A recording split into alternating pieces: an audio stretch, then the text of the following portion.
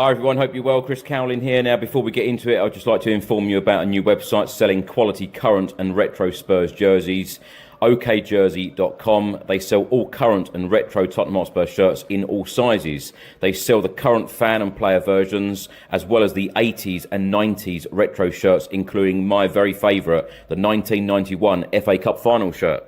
You can order very easily from okjersey.com, and if you use the code Chris, you will receive an 8% discount off your final order. You can also use the QR code on the top left of your screen. And by the way, they also have some training wear here and the 25-26 colour special edition jersey. Hi everyone, hope everyone is well. My name is Chris Cowlin, and this evening I'll be joined by Craig Dearman and a number of Spurs fans from all around the world, as we will be talking about everything Tottenham Hotspur. How are you feeling right now as a Spurs fan? That is going to be the main question of the evening. And if you'd like to get involved in this show and appear on this channel to talk to us, to talk about everything Tottenham Hotspur, get everything off your chest, please do send me an email. It is tottenhamfanchris@gmail.com, and we will get you on, and you can talk about whatever you want to talk about. Now, Craig, before I say hello to you, boos at the final whistle in the 2-2 draw at Turf Moor against Burnley on Saturday. You're getting sacked in the morning, was the chant from the Spurs fans during the game, after the game. More boos for Thomas Frank. Sideways and backwards everywhere we go. That was another chant. We want Frank out. Thomas Frank, your football is rubbish. He's magic, you know. We heard that 3 times talking about Pochettino. I tell you what, I don't know how long it can go on like this. And when you look at the stats, 2 wins in our last 14 Premier League games. Based on the last 14 games, Spurs would actually be sitting in the relegation zone. 7 defeats in the last 14 Premier League games. Only 2 sides, and that is Wolves and Burnley, have gained less points than Tottenham in our last 15 Premier League games. Of every manager to get the Tottenham job permanently since ENIC bought the club, Thomas Frank has the worst points per game ratio, 1.32 points per game. We sacked Ange Postecoglou to bring in Thomas Frank, and we thought that things would be a lot better. Of course, we've signed 2 players so far in this January transfer window. I think a lot of people expected a lot more in terms of impact players to come through the door. And let me remind you, back in July when Thomas Frank was appointed, he said we want to be brave, aggressive, and we want to attack. Are you seeing that? Not really. It did tickle me that you said, I know you was being polite when you said the fans were singing Thomas Frank, your football's rubbish. I thought that would be awfully polite, wouldn't it, from a football crowd to be singing that? But yeah, I know. Everyone knows what I mean. I think everybody knows exactly what you mean. Yeah, we just expected so much more, didn't we? We thought we was bringing in.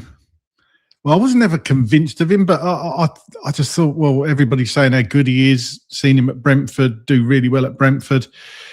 You know, he works with younger players. He improves players. He can change formation mid-game, you know, and it just hasn't worked, has it? It just hasn't worked. I'll come back to it. I just think some managers fit some teams well and others don't. And I think Thomas Frank, sadly, doesn't fit Spurs. And I think it just comes down to that. And I can't see it improving. I can only see it getting worse. It can get worse. Of course it can.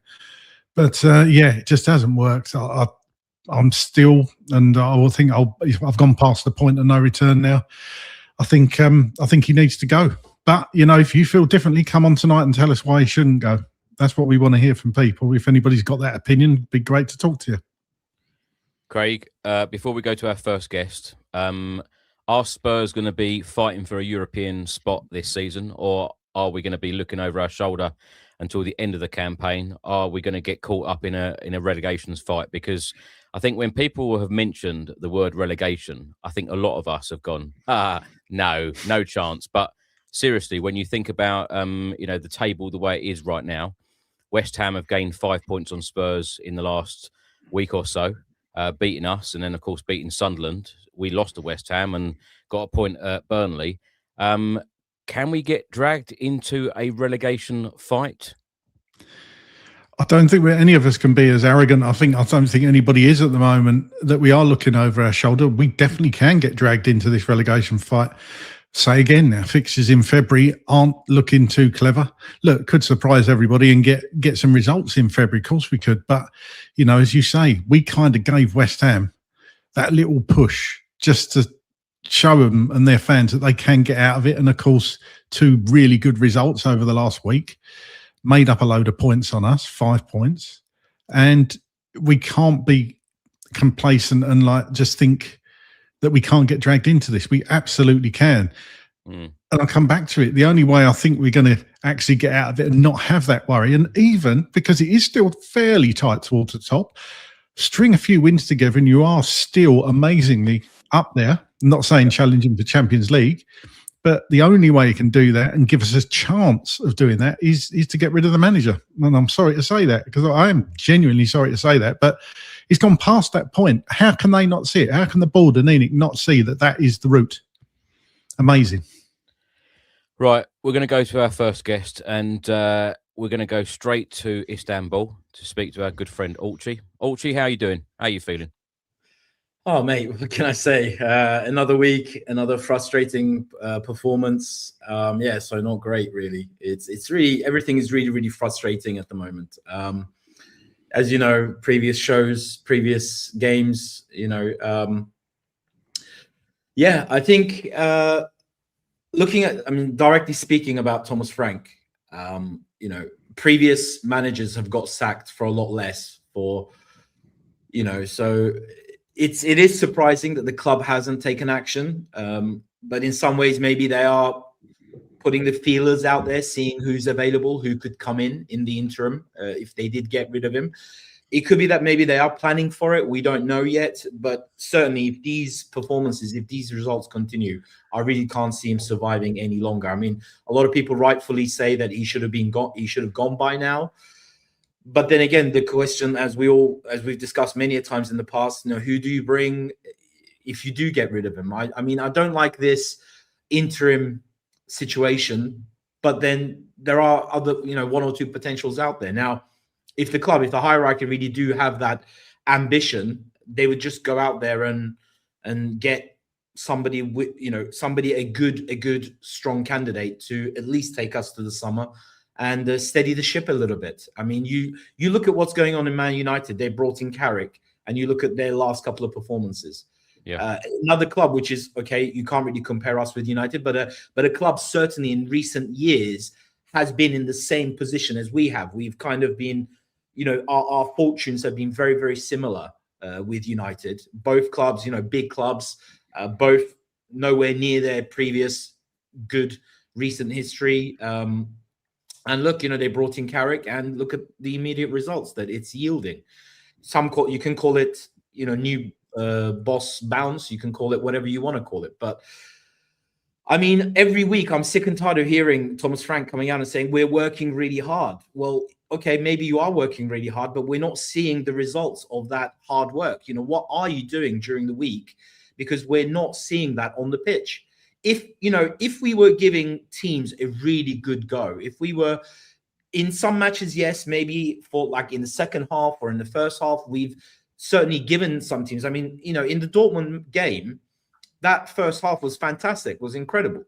And if we were seeing that literally game after game after game, and we were maybe losing games 2-1, but we were putting in a good show, perhaps a lot of supporters would be, they would find some kind of light at the end of the tunnel and saying, look, we like the football, we like the way they're playing, but clearly he hasn't got the players to the quality of the squad isn't good enough. But we're not seeing that. Or very rarely are we seeing some green shoots. But at the end of the day, it's just not. It's just the performances are just not good enough, and we're not seeing even the young players. We're not seeing them coming on. We're not seeing them performing to the levels that we believe them to be. Also, you mentioned about interims there, and that you didn't think there was perhaps anybody around. I would say there probably is.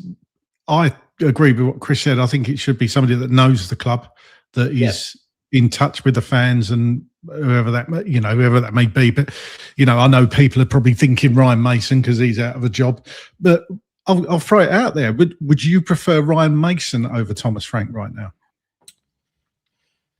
I don't know if Ryan Mason is for example, why not someone like Robbie Keane, or why not someone, even, I don't know, Jermaine Defoe, or, somebody who is maybe a club legend. Because when you think of, again, I'm sorry to use the example of Carrick. Carrick was somebody who was a really, really good midfielder, and he's kind of a really important. He was a very important player for Man United at his peak, at his time. And I think if you're going to get an interim manager, at least even until the summer, you want to get somebody who has quite a strong standing. Now, someone like Robbie Keane, someone like Jermaine Defoe, even Tim Sherwood, these kind of managers have had good. I mean, Tim Sherwood took over as interim for a short while, and I think he had a fairly decent record. But even someone like that, where I don't know if Ryan Mason has got the standing to get the best out of this group of players. Because one thing that you have to also recognize is that we do have, again, another awful injury crisis on our hands. A lot of players unavailable, a lot of players still out, still hasn't come back. Obviously, Solanke only just recently come back. We're waiting for, hopefully, Kulusevski, maybe not too far away. But we have a number of players who are out for some time. So I think it's got to be someone, if we do get somebody in, it's got to be someone who comes in and where a lot of the players will look up to and listen to, and will have that kind of weight, if you like, in the dressing room to, put their mark, at least, get them playing some exciting football and give them some confidence. Because that's the other thing. One of the things that I see, that we're not really playing with a lot of confidence. I mean, even our so-called well-established, really good players like Romero is making some silly mistakes again, and lots of players are making mistakes all over the pitch, and you can see clearly match after match that we're not playing with confidence, and we need somebody to give those players confidence and make them relax and make them go out there and enjoy their football, which, when you look at the body language, it looks like a lot of players aren't really enjoying it. I mean, of course, nobody likes matches, but Audrey, what did you make of the game against Burnley? Look, the stats, I mean, when you look at the stats, you can't get away from the fact that they were good. We clearly had some chances. We clearly created stuff. However, if you don't put those, chances away, then you're never going to win games. And we conceded 2 very, very silly goals. Again, you wonder what the hell defense was doing, especially in the first goal was just so frustrating for me, Chris. Kyle Walker is well known for banging those, good crosses in. And it just, the player was just unmarked. Like, I looked, there was literally 3 Tottenham defenders around him. There was Danso, Romero, who jumped up and missed the cross. And they're all kind of looking at each other. And again, it comes back to the question of what are they training on? What are they doing during the week, working on these, games? I mean, Thomas Frank comes out and says, we're working really, really hard. But we're not really seeing the results. We're not seeing any changes. We're not seeing, it's like game after game after game, we're seeing the same type of errors, same type of mistakes. So we're not seeing anything different. And I think that's why pretty much a lot of the fan base is now kind of tuned out a little bit. They've totally given up that there is anything positive that can come from Thomas Frank being in charge. So, and I mean, again, I come back to also against the hierarchy. I mean, look, we've got about a week to go till the end of the transfer window. And, we've just brought in a teenage, supposedly he's a really good Brazilian left back. And look, all we know from the news is we're trying to sign another left back in Andy Robertson. Well, we know we need players in other positions as well. Where are those players? Where is the investment? Where is this, we repeatedly get told by the board that they are invested in the club. They want the club to be successful. They want the club to be challenging. Well, where is it? The squad is decimated by injuries, by a lot of unavailable players. And where are the players? You needed to. And again, it comes back to it's not like, okay, we've had 1 or 2 recent injuries, but there were a number of injuries that were already there before the window opened. So why couldn't you get organized to get at least, we should be getting at least 3, 4, 5 players in this January transfer window. And so far we've only signed 2. Okay, one experienced player, but one, again, a youngster teenager. And so where are the transfers?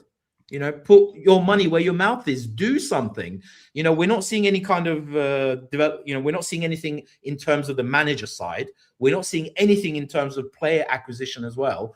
So what the hell are the board doing? It's very good writing nice letters to the fans in programs, and it's very fine coming out and doing interviews. But if actions speak louder than words, and we're just not seeing any kind of positive action from this board.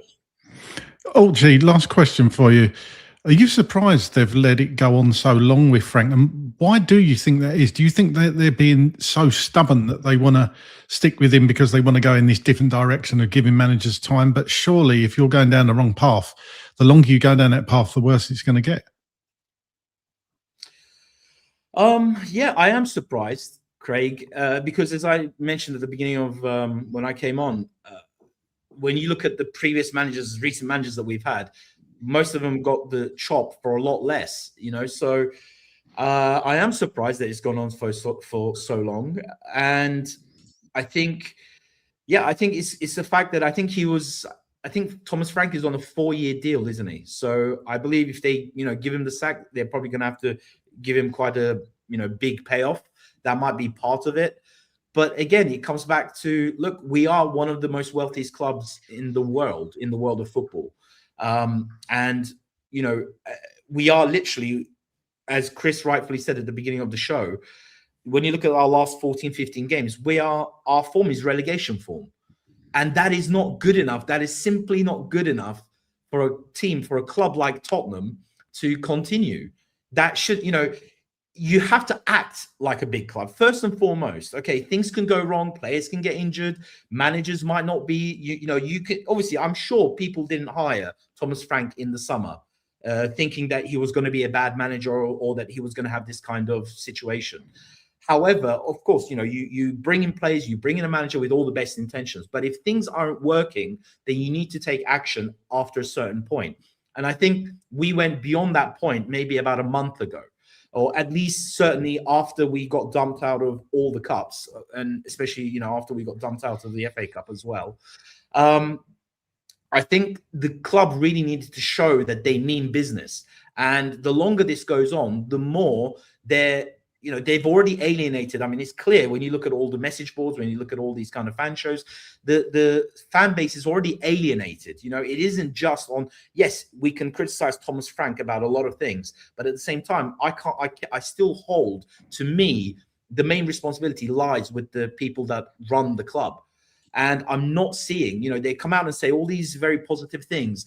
But to me, as I said already, actions speak louder than words. Tottenham is one of the best run clubs. They're one of the wealthiest clubs in the world, but we're not acting like a big club. We're not acting, we're these kind of not good enough results, not good enough performances are being, accepted. And that's where the buck stops. It's not good enough. It hasn't been good enough for a long time. So if they really mean business, then they need to come out and show us that they mean that business by first putting in a manager that plays good, progressive, exciting football, and they have to back that manager with the right player acquisition, no matter what the cost of that player might be. I mean, I still cannot believe, we are wealthy enough, I'm sorry, to go out there and spend 200, 300 million pounds or euros or whatever you want to call it. But we've never seen the club do that. But that's what we need to do. If they're serious about taking this club forward, and everything is in place, like I've said before in previous shows, everything is in place for this club to be a very, very great club. We have an amazing stadium. We have one of the best training facilities in the world.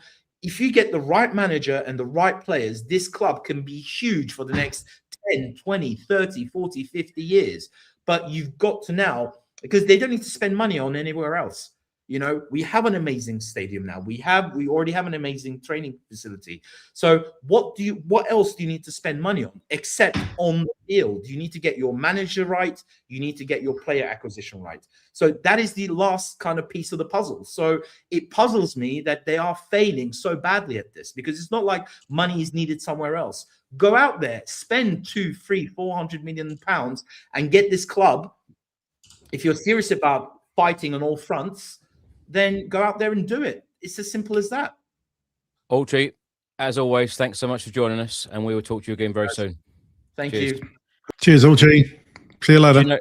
Do you know, Craig, one thing that really worried me about Saturday's performance, and yes, the fan base is always mixed, I would say, and I think it's very fair to say at the moment, the majority of people want Thomas Frank replaced. You know, there are some fans still of left of Thomas Frank, and they think that he's going to turn this around. Frank has gone on about the injuries. A lot of the Frank fans, if you like, that's what we'll call them. You know, they'll go on about the injuries to the creative players, the forward-thinking players. But defensively, against Burnley on Saturday, we were really poor. And I tell you what, I don't think we have ever used the words about Van der Ven, Romero, Kevin Danso being poor, but they looked all over the place. Those three in particular, when we were defending, particularly in that second half, when they scored their second goal, we looked all over the place. And this is obviously the way that we are being set up to play. Now, when your defence looks all over the place, and we can't even use that as an excuse for injuries. Yeah, we could say, we've had a lot of injuries in the final third and in creative areas this season, but defensively, we just look really poor. Yeah, I can't agree with anything you've said there. It's and that it comes down to what I said previously. We thought he was going to improve us defensively. The setup would be improved, and we've probably conceded a few less goals, but we look more all over the place than ever before at the moment. The 2 goals against Burnley, as you say, they were really bad defensively. And well, the second goal, you had 3 players literally queuing up, ready to take the shot, and of course they did. It come back and it went back in again, and the equaliser. I just think that you're playing a team in the relegation zone as well. Honestly, it's not good enough. We're now going to go to Singapore to speak to our good friend Dustin. Dustin, how are you? Oh, Dustin, how are you? Yeah, I just went to see a concert and had a great time. Yep, better than watching Spurs. The concert was the Canadian band Men I Trust, but now back to Men I Can't Trust, Spurs. Dustin, how are you feeling? What did you make of the Burnley game? And show me the lights here. It says no answer says it all. Look, we've got hundreds and thousands of messages coming in. It's not just about you. I will answer. Yes, I want Thomas Frank gone. I think I've made that perfectly clear in the past couple of weeks. If you're not aware that I want Thomas Frank gone, where have you been? I pretty much say it on every single show. But Dustin, what did you make of the 2-2 draw? So I think that we can talk about performances and how they're kind of like, and I've always separated performances from results. Result wasn't great. Performance, even if we came up against a very good goalkeeping performance, even during the Dortmund game, I was saying that the Dortmund game was a good performance. But the unfortunate thing is everything that we did well in the Dortmund game is the same thing that we do in the league. So in the Dortmund game, even though we played well, how were we creating chances? We still weren't going central progression, right? It was still balls to the side, to the flank, we cross in and we score. But we know that doesn't work in the league. It seems that Europe can't deal with it. But in the league, even the bottom side teams can deal with the way that we do that. So at this point, I separate European results from our league results. We can see from last season, it's completely different. It seems that, the Prem is now the new Super League, where even in the Champions League table, you can see that all English teams are in the top half, right? And it's quite likely that all of them will automatically qualify. So I think that we can't look at the European results and go, oh, things are still going okay. I looked at what we did in the Dortmund game. I was like, yeah, but this won't work against Burnley. And it seems weird to say that. I'm not saying Burnley is better than Dortmund, but Burnley knows how to prepare for the way we play, and Dortmund couldn't handle it. So similarly, when I look at the Burnley game, we were still doing the same thing: set piece FC, cross spamming FC, and even if we should have scored, and we came up against very good goalkeeping performance, we still weren't doing anything different until the end when we were chasing the game, and then Xavi started trying to play through the middle, which looked dangerous, but not a pattern to play again. And we're still relying on our centre backs being the spare man. That's why our centre backs score so much. It's because we are completely marked out, and it's when they go off script and go, I've got to do everything. And then our centre backs have to play Superman, go in and be the spare man and score. And how long are they going to continue doing this? And how much do they suffer? Because we suffer defensively because our centre backs are looking at it going, we can't rely on any of the rest of the team to score, so we have to go and do it.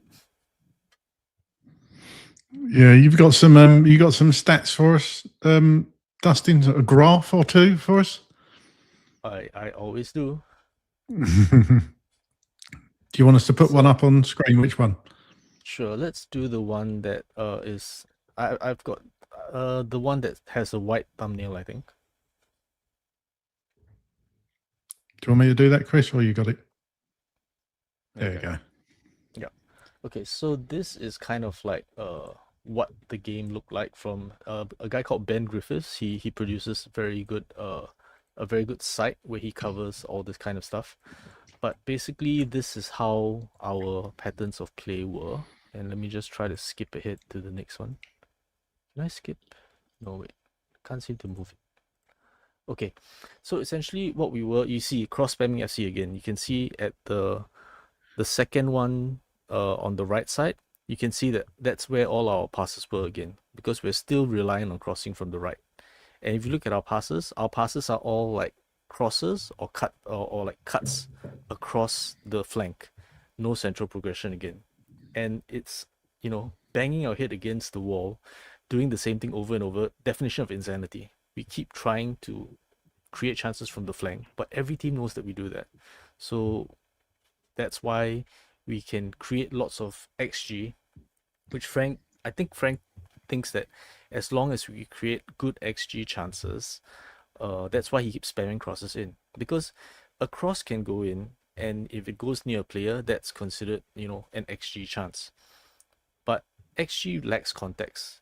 If it's against Premier League centre-backs that are used to hitting the ball out, you can say that you created a high XG chance there, but it doesn't work if you don't have a proper striker that can hit. We don't have Harry Kane. Richarlison's injured.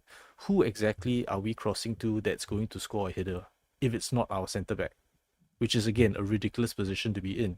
But that's what we're doing, because we so rely on crosses to create chances, and our strikers can't hit, so now we have to send our centre-backs in to hit. Yeah, interesting point that, Dustin, because I mentioned this earlier today. Richarlison is our top goal scorer this season in all competitions, 8 goals. Van der Ven, then 7. Romero, 6. Polinia, 5. And Brennan Johnson, who, of course, is now at Crystal Palace with 4. Where are the goals coming from now until the end of the campaign? Headers from people that can hit, because the only way that we're trying to create chances is cross. So that's unfortunately the answer, because we're not trying to play a different way. Frank doesn't know how to play a different way. I've not seen any interest in trying to play a different way. Our club is not signing the progressive passer we need to play a different way. So we're going to continue spamming crosses, because that's all that we've signed for. Right, do you want to talk us through these other slides that you've brought on? Sure. Let me go to... I think I'm not trying to over-egg the omelette, but basically problems that we have: lack of central ball progression, which you've seen before. We are not signing players for that. So the other problem is, who have we signed so far? We signed Conor Gallagher. That's great. So, because that's clearly a profile we need. We only have 6 players that do a similar thing. And Conor Gallagher is a good player. He will be our best player in that position. But what are you going to do with the other 5 players now, right? Let's say that you have Sarr, Gray, Paulinia, Bentancur, Bergvall, Bissouma, that all play that same box-to-box carrying role. Now that you sign Gallagher, who maybe you can say comfortably is better than all of them. What are you gonna do? You're gonna sell all of them? You're gonna loan them out, and then we have squad balance problems now because it's fine that you've improved. We should always be signing to bench our existing players. That's good. But you sign a profile we already overstacked in. And then now we have to sell and loan these players out. And what's the player we need? We need a central progressive passer. Are we even linked with any central progressive passers? And now we've signed a left back as well. Another teenager that has an injury record. It looks like our medical department is like our toxic friends at the club that look at Souza and go, I can fix him. Like, what are we doing? Our medical department is a horror show. Do you know, Dustin, let me bring this up because our good friend Gary here says, I want some shots from outside the box. Whenever we do the post-match podcast, I feel like I've said that a lot more in recent games, that we do keep having shots from outside the box. Is this players now just taking it upon themselves thinking, look, you know, the build-up play isn't good enough, the crosses, it isn't working, the way that we are trying to attack isn't working. You know, I think that's very evident from, you know, who's scoring the goals right now. Are they now thinking, sod it, I'm just going to hit one from outside the box? Because I think we are seeing that a lot more now. I agree. I think that's basically what has been happening for a while. I have another set of slides which cover that actually, which is like you know, how much we're conceding from outside the box. We basically have conceded, I believe it's something like 9 goals from outside the box. And it's because Frank doesn't think that shots outside the box are good chances. He lets his players know that, so they're discouraged from shooting, and it also means that there's a latent implication there, which is if the opponent shoots from outside the box, the coach doesn't think it's an issue, there's less pressure on it. So we've seen that previously with Brentford, people thought that David Raya was a bad keeper at saving long distance shots. But now that he's gone to Arsenal, he doesn't have that problem anymore. So it's a Frank thing. Vicario has started conceding more long distance shots, and we think, oh, Vicario is just crap. As you know, we can put the blame on Vicario, but what's the trend here? The coach doesn't think long distance shots are a problem, so the defense doesn't pressure them, because what the coach tells them to do is pack the box, because the box is high XG, outside the box is low XG. But we conceded 3 goals against PSG from distance. 2 were just inside the penalty area. Yeah. One of them I won't count because that was from us losing possession and build up. But the one from Vitinha, where he cut inside and scored, that was just inside the box. We conceded 2 from that game, 2 against Brighton, I believe 2 against Bournemouth. We had like 3 games we conceded 2 long distance goals for us as well. And then we had another few games that we conceded long distance goals. Dustin, last question for you. Do you think another manager or an interim manager gets more out of this group of players? Because I still maintain this group of players is not terrible. I just think they're being coached wrongly, or you could say the word badly as well, I suppose, and set up incorrectly. Do you think somebody else would get more out of us, out of the players? I think we have to look at the scenarios that we have. Is there another team that has players playing under their level, that has changed their manager and suddenly started playing better? Oh wait, yes, Michael Carrick. He used to play for us. We could have gotten him, right? So there were lots of United fans saying, oh, it's the players, you know, even if you change the manager, it'll still be the same.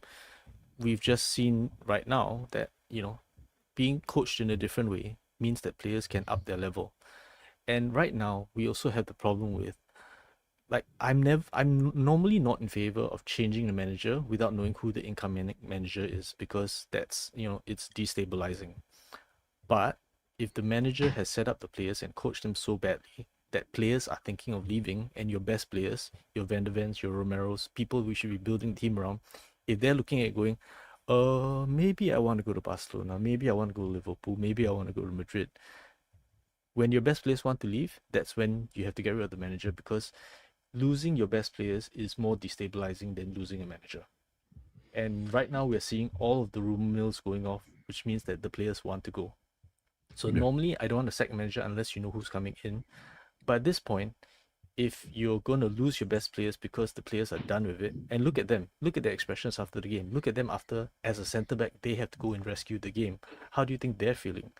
and the whole thing, the frustration of the fans, how do you think they feel being booed day in, day out? They're done with it. Yeah, I think it's very fair to say, though, that the players were not booed at Burnley. It was just for Thomas Frank. The players were actually applauded off the pitch. The fans did that, right? They basically like made sure that the players were applauded, and then they were very deliberate about, we're booing now because Frank is near us. Absolutely. Absolutely. Dustin, can I just ask before you go? I like to add balance on this channel, and I don't like individuals just being absolutely battered. I feel like it's a bit of a Thomas Frank bashing on this channel at the moment, with a lot of people coming on and giving their opinions. For you that looks at everything tactically that we do, what are the positives under Thomas Frank from Ange Postecoglou last season? There are some positives around, but it's like positives can be achieved, but they're normally achieved with trade-offs. The trade-offs that can come are because, like, okay, we are now better at set pieces, and that was a blind spot for Ange. Ange like refused to work on set pieces, so we were actually very bad on set pieces. We're better on set pieces now, but the trade-off is that we rely very heavily on certain ways of playing. When you rely too heavily on that, and especially for set pieces, you can come up with all the tricks you want, but how many set pieces do you win a game? And we did the long throws a lot. I think someone tabulated that I think 15% of our long throws actually reach our target, right? So our long throws aren't really helping us that much. We did get some joy from set pieces, but I think every Premier League team has a team of analysts. So they figured out what we're doing, which is, you can tell. It's just go long, Romero be on the far end, knocking it back across the goal, and then we score from that header. So now that they know that, make sure you stop Romero from getting the ball when you take the corner long. So all of our trade-offs and advantages from Frank, there are trade-offs. I mean, there are advantages that we've gotten from his coaching, but there are also things that are easy to prepare for. And the thing is that when he was doing it at Brentford, people weren't going to put in the effort to figure out how Brentford play, because they don't prepare that way. Frank prepares that way. Frank cares all about the opposition. He doesn't care about being a protagonist. But teams that are protagonists, they don't worry about the opposition as much, which is why he can get away with doing that. But when you're a Spurs manager, teams will prepare exquisitely for you, and if you're predictable. And that's why being predictable is bad for a top 6 club, because every team will analyze every single game you play, and if you're very predictable, then they're okay, these are all the countermeasures we have for them. But if you have a bit more unpredictability, if you have good players, if you have players that can play down the middle, so if we had more players like Maddison, Kulusevski, Xavi, and those two players out, why have we not signed anyone that's like them? Because it's without that we don't have the unpredictability, the way of breaking teams down that play in a tight block against us. That's what will allow us to actually unlock these defenses. We're not signing players for it. The players that we have for it are injured. But even if we had them available, would they even be used that way? Because it doesn't seem like we care about breaking teams down the center at all. We're just all about going to the flanks. So, just a quick yes or no: are we going to be a better team when these players come back? The creative players, because Thomas Frank keeps coming out saying that we've got injuries, everyone has injuries, but he keeps bringing up the injuries. But when you look at it from a tactical point of view, under Thomas Frank's system, are we going to be a better player when the likes of Maddison, Kulusevski and co come back? I think there will definitely be some improvement. So yes, but will he actually use them that way? It's a different question, because we have players like Tel that do all that, and then he doesn't play them after they do those unpredictable things. Yeah.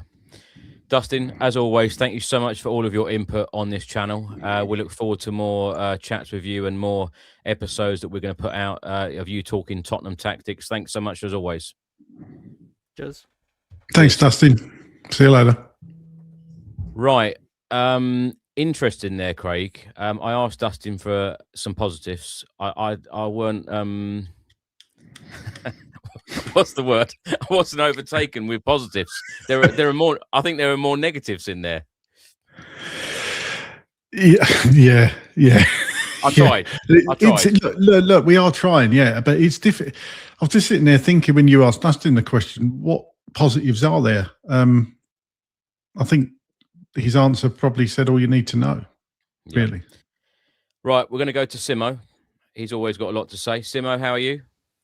Hello, mate. I'm not sure how to take that, but I'm all right. Well, it's good. That's good. That's what we want. We want people on who have a lot to say, and I know you've always got a lot to say, and that is a positive thing. How are you feeling right now as a Spurs fan? What did you make of this past week? The West Ham game, very disappointing. The Dortmund game, I don't think a lot of people expected that, but give credit where it's due. And the Burnley game, what have you made of this last week? Dortmund game was great. I mean, we really needed that.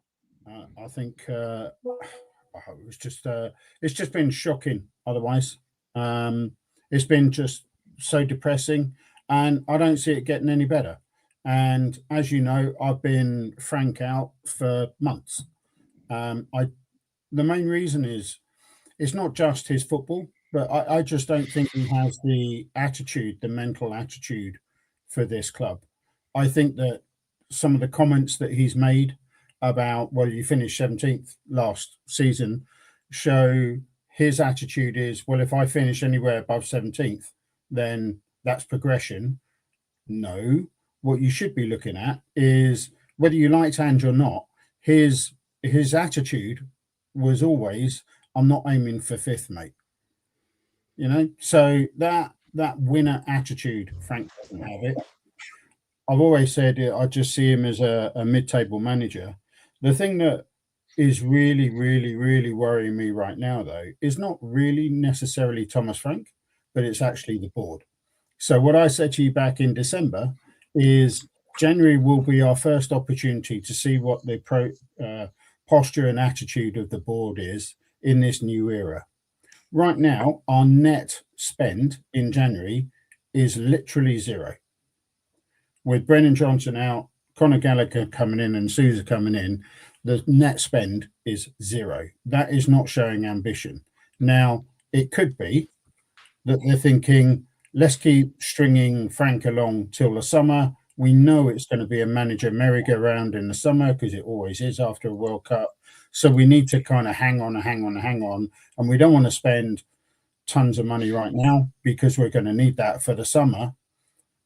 That's the only hope I've got, because otherwise, if this is what we can expect in the summer and moving forward, we may as well just give up now. Yeah, it's a bad place to be at the moment, Simo, isn't it? Being a Spurs fan, did you have higher hopes for this season? I think we all did. I think that's a stupid question, but what was realistically did you think we'd achieve this year? I had chats with all my mates at the beginning of the season, and it was anywhere between 6th and 8th. Now, if you look at the table, you could argue that Tars and Chris made the point earlier that actually, if string a couple of wings together and we could be up there. Actually, I'm more aligned to your way of thinking, Craig. Actually, looking at the next few games, we could well be sucked into a relegation fight, and it's a reality. It's not, as you said earlier, it's not that arrogant. No, it won't happen to us. It can happen to anyone. No one's got a divine right to be in the Premier League. You've got to earn your right. And right now, I don't think we are. I don't think this manager is capable. One of the things that I'm beginning to wonder as well is if this is a bit of a repeat of the Christian Gross scenario. So you remember when senior players like Sheringham and Klinsmann decided, you know what, we're just going to, Christian can say what he wants. We know how we want to play. We know what we want to do, and we're just going to take charge and do it. I'm just wondering whether the players are starting to do that now. The commentators will say, oh, yeah, we can see he's still playing for the manager. Are they, or are they just playing for their own personal pride? I'm not so sure they're playing for the manager myself. Simo, are you surprised that a lot of the media have been quite sympathetic towards Thomas Frank, and they've been quite nice about him? There are a lot of people in the media at the moment saying, give Thomas Frank time. And when you talk to the actual Spurs fan base, either at home games or away games, I don't think I've ever known a manager to come under so much abuse and scrutiny than what Thomas Frank has. But do you understand the media attitude towards Thomas Frank? Because when you look at Ange Postecoglou's time at Spurs, he was given a hard time by the media every week. Those that are saying give Thomas Frank time, I get the logic, but they are, in general, I would wager, not Tottenham fans. And so they don't actually see it week in, week out, listen to what Thomas Frank says in the pre and post match pressers. I don't think that they fully get it. I don't think it should be a knee-jerk reaction to sack managers. We've all seen the banner and change for Tottenham. They're 100% right. What was it? 16 managers in 21 years, 0 trophies until last season, I think it was. So this chopping and changing of managers has never been a good thing, and it never will be a good thing. However, I think last time I was on, Craig, you said something along the lines of, you don't hang on to a bad manager just because it's a bad time. You get shot of a bad manager. If you've got a bad manager, you just get shot, and you have to do something about it. And I think that I've been on that page for weeks.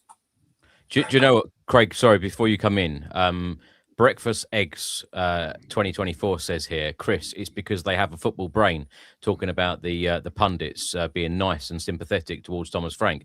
I tell you what I am surprised about, and I touch on this again, we're on the end of January now, and I would have expected a lot more from this Thomas Frank team, and certainly him as a manager, to bring a lot more to Spurs. Because when I look at that game against Burnley, yes, we got a point away from home, but they're not 19th for a reason. They are 19th for a reason. That's what I'm saying.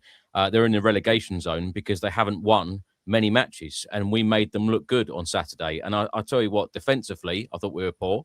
Midfield, we were overrun, and in attack, we just couldn't score.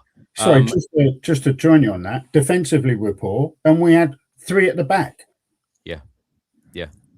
So when you talk about improvements, when we talk about positives, and I feel like we're very balanced on this show and on this channel, because we always look for positives. And it's funny, Craig and I are quite often battered. When we say something's really good, we're happy clappers. And when we call out something and say, look, this is terrible, we get called negative. So I think that you have to say it's good when it's good, and it's bad when it's bad, and anything in between. But when you look at some of these people saying that it's going to work under Thomas Frank, I want to talk to these people and say, what are you seeing that we're not? Because the majority of fans I talk to at the moment, including everyone that comes on here, if anyone's watching or listening to this and you are a Thomas Frank fan and you think that it is going to work under Thomas Frank, please do come on tonight, because I need convincing.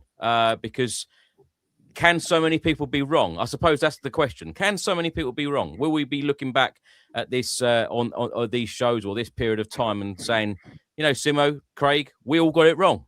Chris, to be fair, my perception has always been that you're always balanced on the channel. Actually, when everybody else is shouting, get the manager out, or this player's crap, or whatever it is, you don't jump on a bandwagon. You let people say their piece, and you're quite happy for people to come on. And if anyone's thinking of joining the pod and saying their piece, your instruction is always the same. Say exactly what you think. Yeah. You never guide people. You never tell people what they should or shouldn't say. And the fact is that I think that this in particular, this content that you put out is just merely a reflection of what we're all feeling and seeing. The reality is, exactly as you said earlier, I have never seen a manager more disliked. And I partly blame Frank for the stupid stuff he said. And he acts like a teacher because he is a teacher by trade. And he approaches things in an academic way. And football, yes, you need a bit of intelligence and a bit of tactical nous and knowledge and et cetera, but it's a game of passion after all, which is exactly what we were missing in the Chelsea game and the Woolwich game earlier this season. I've been asking people, okay, if we bomb him out now, who do we get in? That's our number one problem right now. There is no walk-in solution since Carrick's gone to Man U. I mean, I'm going to put you on the spot, both on the spot now. I've just sacked Frank. He's gone. Who do you want? What, today? Today. I think I've said this before, Sim. I think that you need a couple of people to come in, perhaps work together. People who have worked at the club before, either played for the football club, they know Spurs, they know the Tottenham way, they know what the fans expect, and they know that the fans what they want to see. Who's that? That's an interesting one. Who's available? You know, I hear people saying about Harry Redknapp. I hear people saying about Glenn Hoddle. I hear people calling out people like Robbie Keane. Unlikely that he's going to leave his job right now, but even if it's a couple of legends, even if it's people like I don't know, Jurgen Klinsmann, even if it's someone like that to come in. But do you know what? For me personally, I wouldn't have one person in. I'd bring 2 or 3 people in to do this job, and they work together and try to get the best out of these players. That's what I'd probably do, because I think at this current stage, I don't think that anyone would do a worse job than what Thomas Frank is doing right now. And it really worries me, the fact that he comes out every week and says that we are going in the right direction. We are not. Well, when we're going in the right direction, we're not performing well. No. And we're not going in the right direction. So, Craig, who would you have? I agree with what Chris said. It's got to be somebody that gets the club. It's got to be. Both Harry Redknapp and Glenn Hoddle have actually said they would do the job. I don't know about recently for Hoddle, but he said he would definitely do it again. Harry Redknapp said he'd come back and do it for free. There are people saying, oh, Harry Redknapp's past it. He's in his 70s now. He couldn't do it. I'm sorry, but Harry Redknapp would get more out of these players for a couple of months. And you would just see I'm just convinced you would see an improvement overnight. Simo, last question from me. You said there about a lot of people wanting Frank out and seeing the same thing. That's what we were talking about. Do you think the board have got an obligation to act when it's quite clear from the crowds, whether that be home or away or social media responses, the board have got an obligation to act and listen to what the majority of the fan base wants as regards Thomas Frank? I don't think they have necessarily an obligation to listen and act on what the majority of the fan base want per se, because ultimately fans are fans. We're all emotional. We're emotionally invested in the club, and we don't always make the best of decisions. And time again, you'll see someone saying this manager's crap and they need to out him. I mean, the Woolwich was saying that about Legoed just a few years ago. And, you know, they seem to be doing all right at the minute.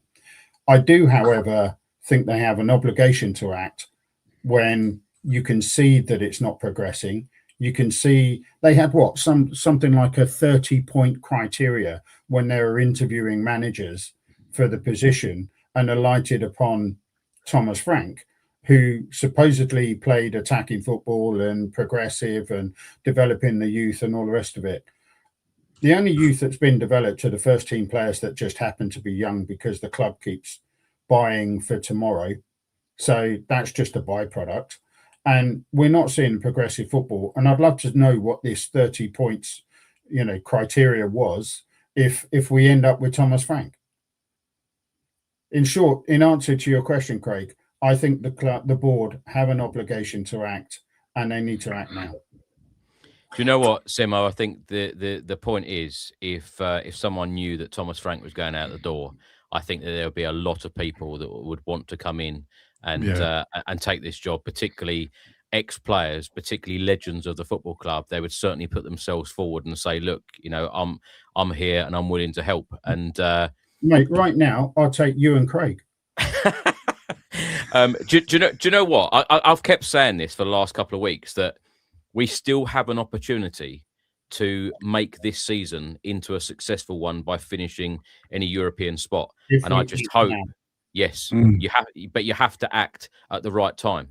I've heard people say, it's best to just keep Thomas Frank until the end of the season. So this season has been a complete write-off. They're keeping him for this Frankfurt game, right? The Frankfurt game is almost a pass. They're having an absolute dire season, probably about as bad as ours, and they've shot their manager, and they haven't won in 12 games or something. With Frank, Dr. Tottenham is highly likely to turn up. With someone else in charge, I don't think that's the case. So I think that basically right now, the board, you've got a free hit. Pull the trigger now. It's not really going to affect the Frankfurt game. If anything, it will be positive. You couldn't possibly be worse. And get someone in now, because who are you going to attract in January? I mean, even Robertson don't want to come now. And I don't blame him. Why would you? I don't think that's strictly true. I think the player wants to move. It's just that Liverpool don't want him to go out the door. Until they get Tsimikas back or whatever. Yeah, well, maybe not. But, I don't see why any player would want to join us right now, unless it's purely cash. And do we want those? Yeah. Simo, thanks for joining us, and we will talk to you again very soon, when hopefully things are a little bit happier. Cheers, Simo. Cheers. Right, we're now going to go to Ali. Ali, how are you? Hello, mate. He told us. I told them. Let me just remind people for the new subscribers, the new viewers and listeners. Ali is a friend of the show. Ali is a Celtic fan, big fan of Ange Postecoglou. Came on and told us all about Ange when Ange was appointed, which seems like a long time ago now, Ali, I must say. But Ali has stayed, a regular on this channel to talk about Tottenham. You got a soft spot for Tottenham, haven't you, Ali? A bit, yeah. Yeah. I haven't seen as much of them this year, but yeah, I have. It's interesting to see what's going on this year. But like Craig says, I did tell you. Well, it's nice to speak to some outsiders sometimes, for people that don't support Spurs. Looking in, what do you make of this? That's similar to Celtic at the moment, to be honest with you, mate. The board are responsible for a lot of the damage. I mean, look, I kind of run a business. If I was looking at it from a business perspective, there would have been zero risk by keeping Ange in this season because he just won a trophy. And then, Spurs are a big club where there's a lot of pressure. It takes a certain individual, like at Celtic, we just got rid of a manager after 9 games or something. You need to have that ability to run that size of club. And I think Frank might have just been struggling a bit with that. I think he's a good manager. He's proved he's a good manager in the Premiership. He was never going to get that expectation levels from Spurs, I'm afraid, because they've just won a European trophy. And he talks about being progressive, but it's a bit different being progressive and progression, really. If the fans don't see any progression, then they're going to get a bit, well, what's the point? What was the point in the change? So there's more pressure on Frank probably than a lot of managers because you won a trophy last year.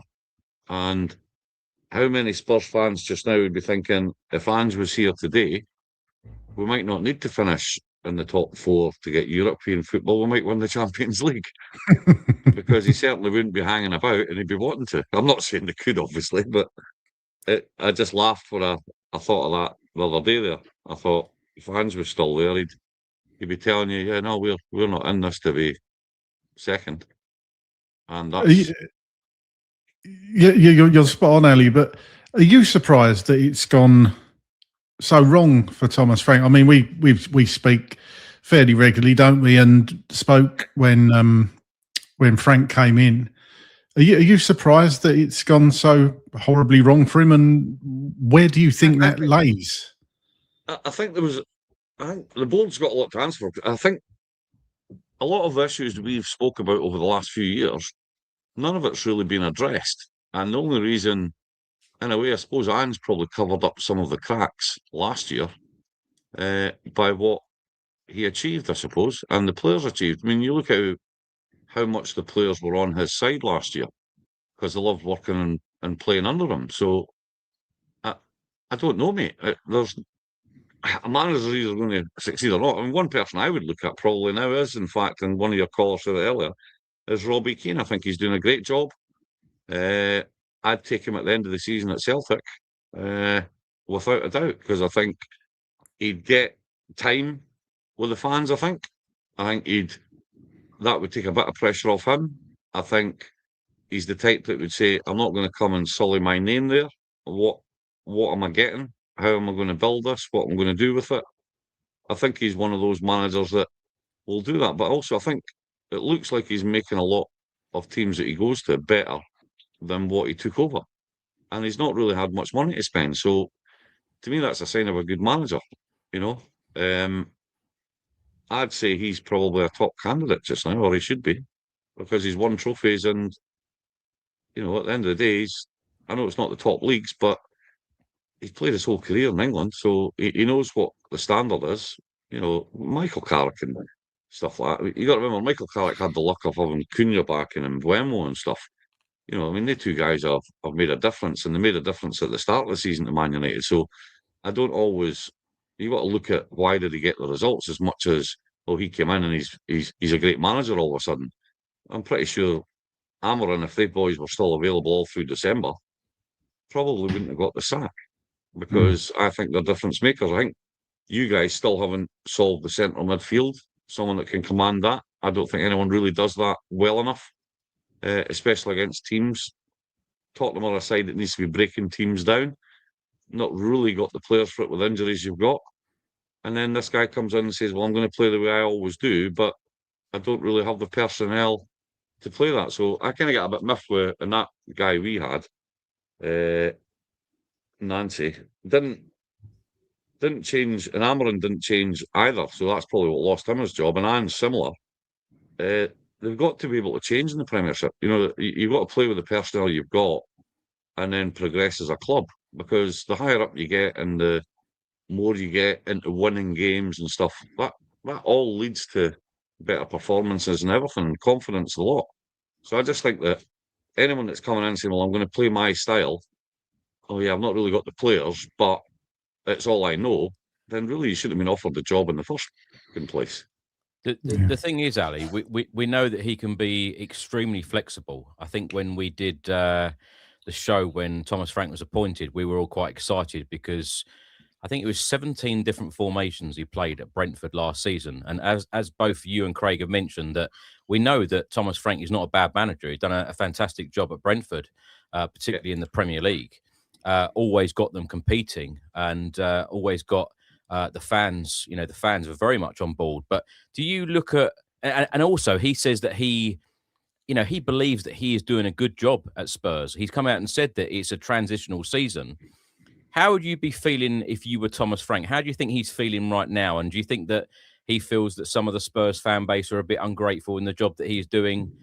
Because do you think that, I keep asking this question, because, you know, the Thomas Frank fans and the people that do think that he should be given more time and patience and more tools, you know, I know that's a whole new conversation, but will we look back at this period and go, well, this was a rough period, this was a rough ride for Thomas Frank, but we've got through the other end? Can he get through the other end? Have you seen a manager go through this much scrutiny and this much abuse and this much chanting from a fan base to a manager? Can a manager come through it?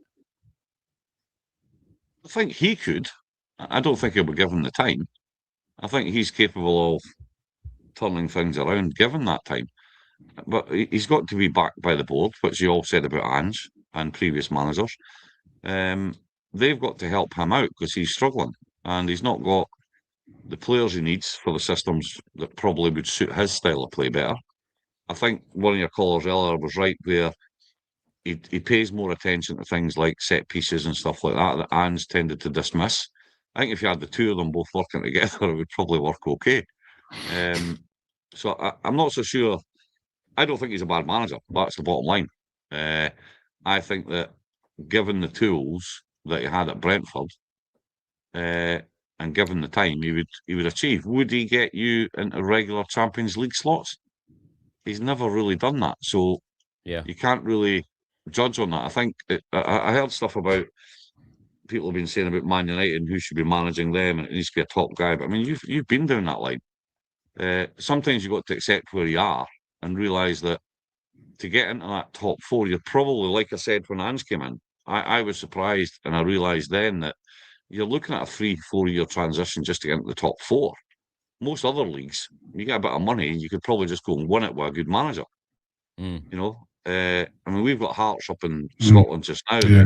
Got the guy Bloom from Brighton, is it? Putting into them now. He's buying good players, and it's why they are where they are. Celtic have missed the bus because we've best players are injured, kind of thing, and we've not invested in the squad enough.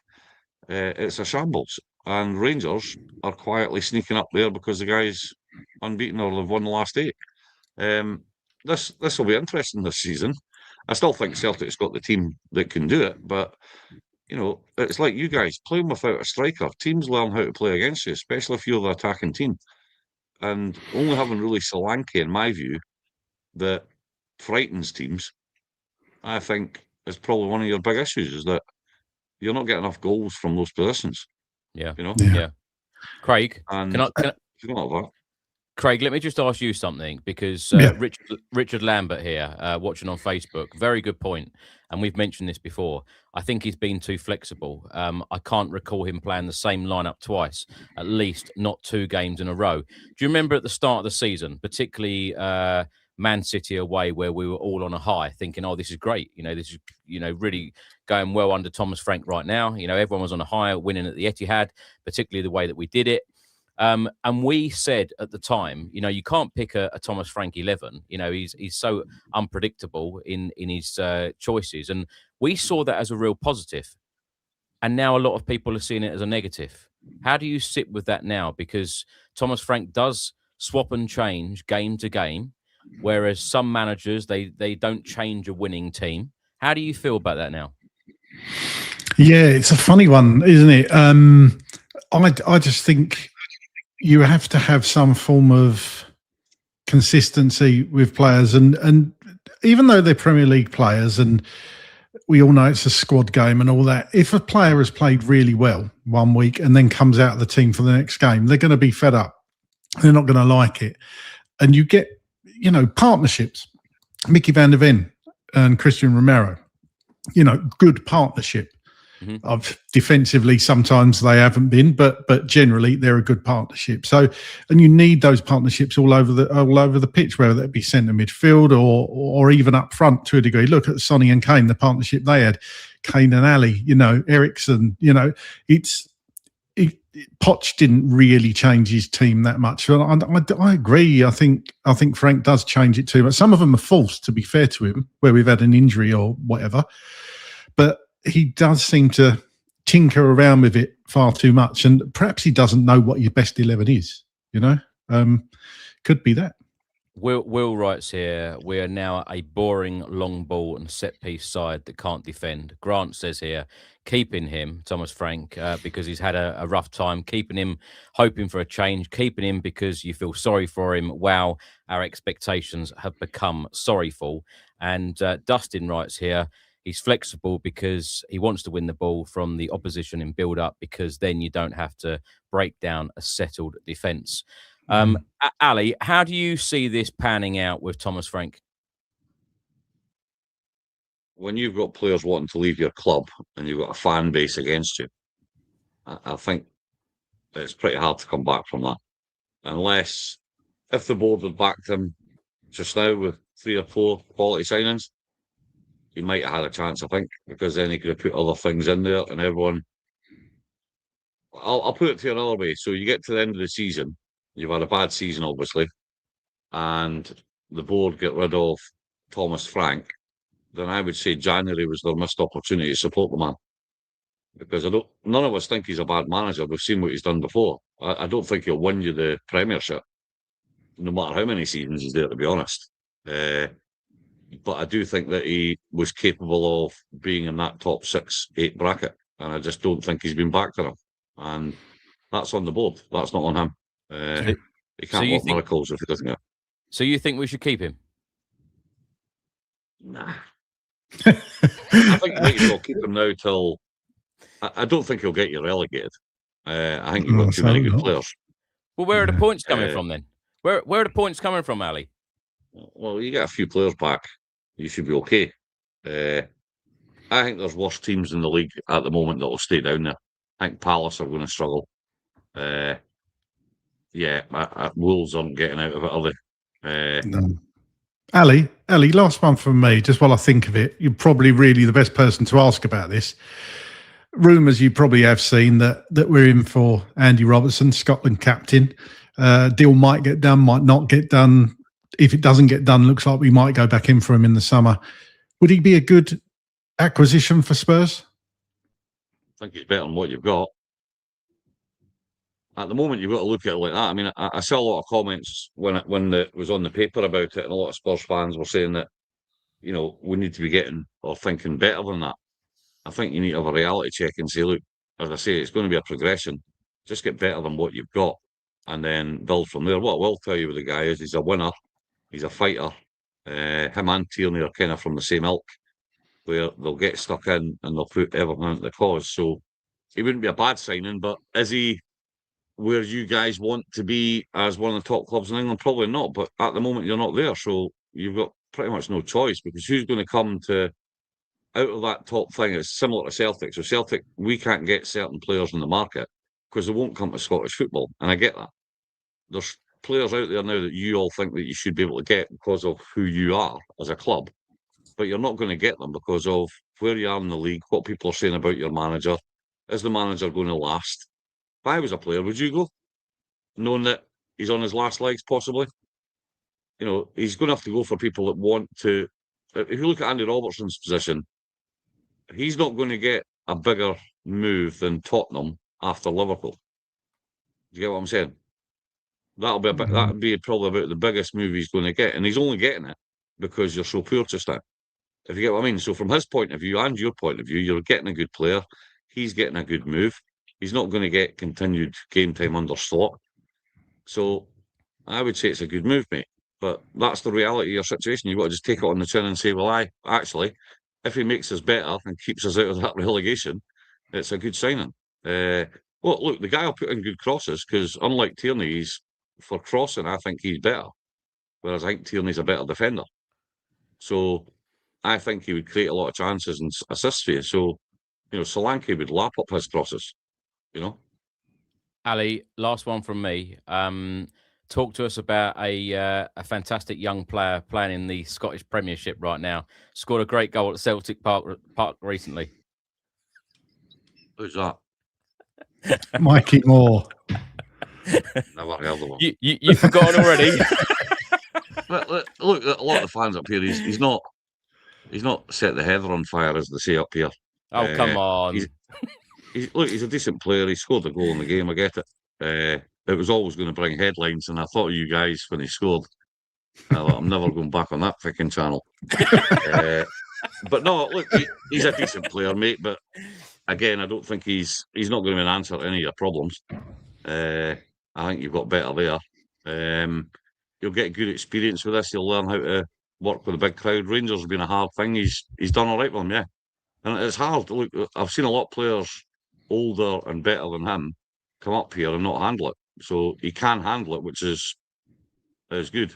And to be fair, he'll get more time down the road and he'll not get lumped about as much than he will up in Scotland. So, and he'll have better players about him. So you'll always get to know when he gets into your team, you'll know. A bit like Archie Gray, you didn't know what he was going to be like until, he had the good players about him and the stadium and stuff. So I think he'll be all right. Just as long as he doesn't score any fucking goals against us. Or you'll be hearing me. Ali, we needed a smile. Do you know what? It was in my head. I'm thinking, I've got to ask him something about Rangers. And I thought, I'll go with Mikey Moore. And then Will wrote in the chat, ask him about Mikey Moore. And I thought, yeah, I'm already on it. So thanks for that, Will. Yeah, no, look, he's decent, mate. And look, I don't mind. We're crap at the moment. So adds another few grey hairs to the head. We're worse than you guys, put it that way. Will from a board perspective. Who will win the Scottish Premiership this season? Well, clearly I don't want it to be Rangers. I don't like Hearts either, but if you're going to take the lesser of two evils, to be honest with you, do you know what would be good for Scottish football would be for Hearts to win the league. The last time definitely a team won the league in Scotland out with the Old Firm, or I don't even call it that anymore, but anyway, was Alex Ferguson with Aberdeen. Yeah, long time That's ago. how far ago it Wow, was. yeah. So I think it was 1992, was it? Something like that. Yeah. Ali, as always, thank you Might so be much for 82. joining us. You're welcome, guys. And I hope things do get better. But yeah, I can't see your man doing much with. He might keep you up there. If he has a good second half of the season, then he might get lucky with it. But if he's got players wanting to go, I think he's screwed. Ali, thank you. Thanks, Ali. We'll speak to you soon. All right, guys, take it easy and I hope your season goes better. Thank you. Cheers, Ali. Take care, mate. Right, we're now going to go to Steve. Tim, we'll come to you next. Steve, evening, Hi. how are you? I'm all right. Yeah, I'm okay, thank you. So I was sort of Frank kind of in. I'm now Frank out. like a lot of people, really. What was the turning point for you?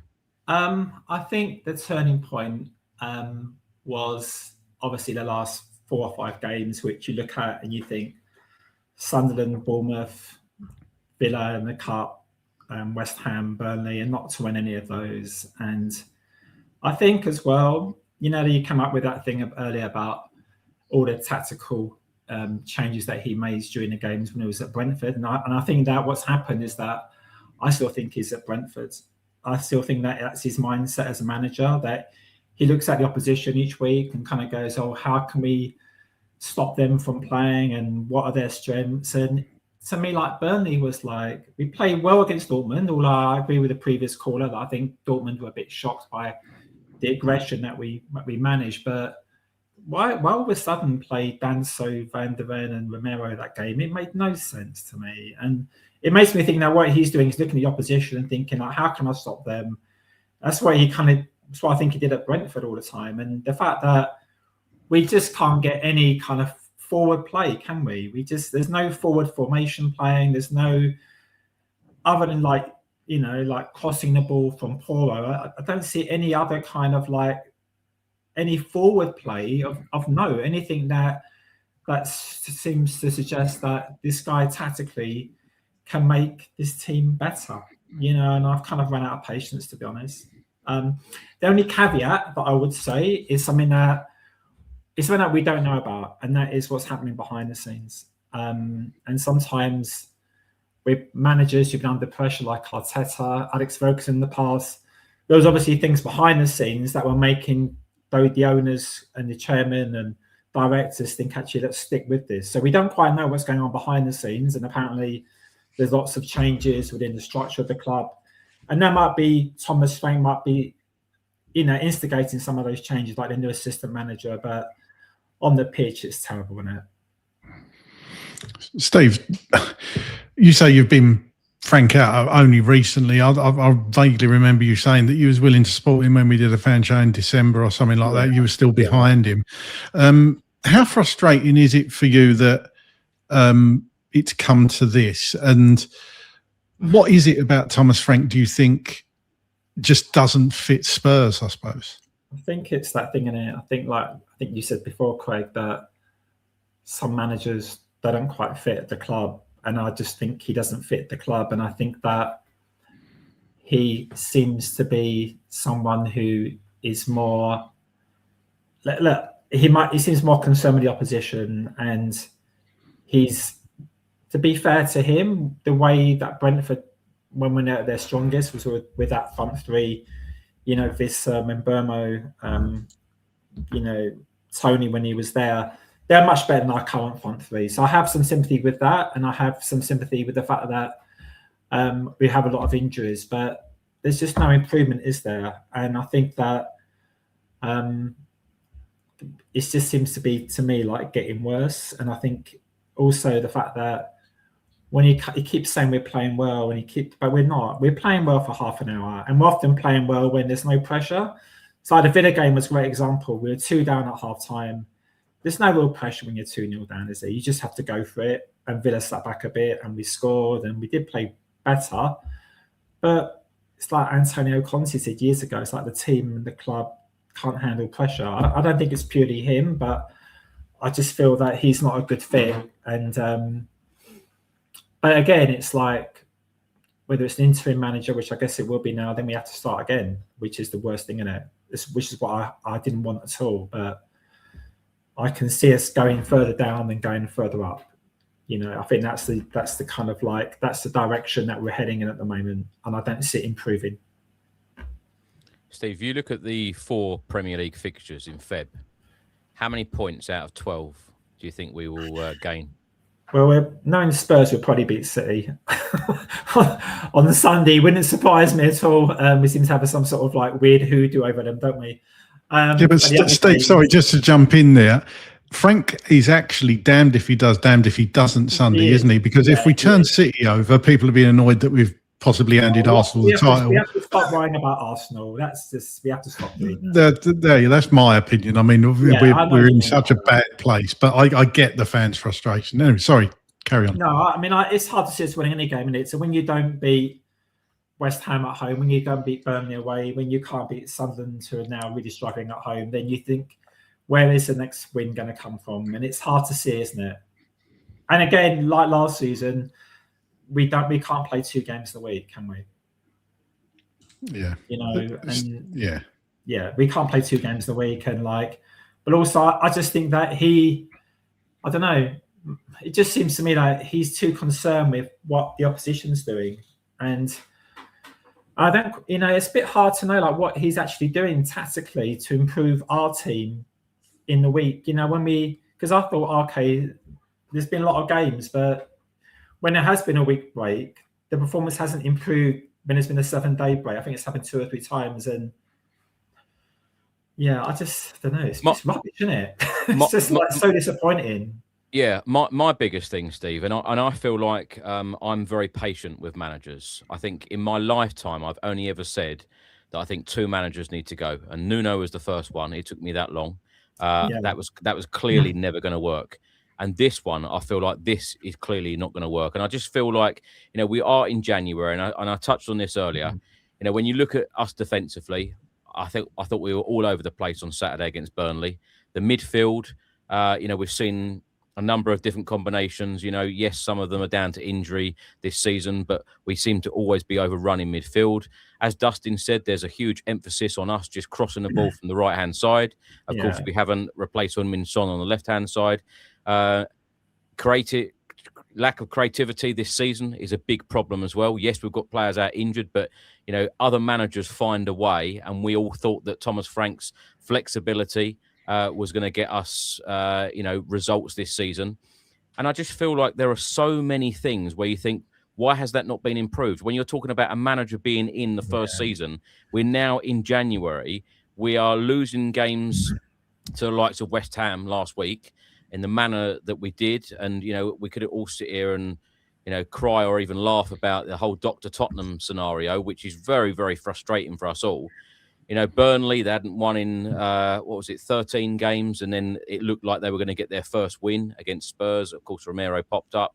But I tried to hold on and cling on to, you know, some positives, but I'm really, really struggling.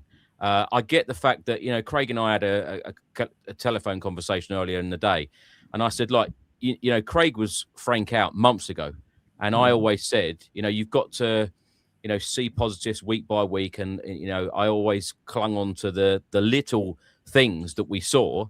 But I tell you, when you're playing teams like in the bottom 3, and we only get 1 point out of the last 2 weeks, that is nowhere near good enough. And I tell you what, I am worried about these fixtures coming up. Do you remember Spurs being relegated? Yeah, I do.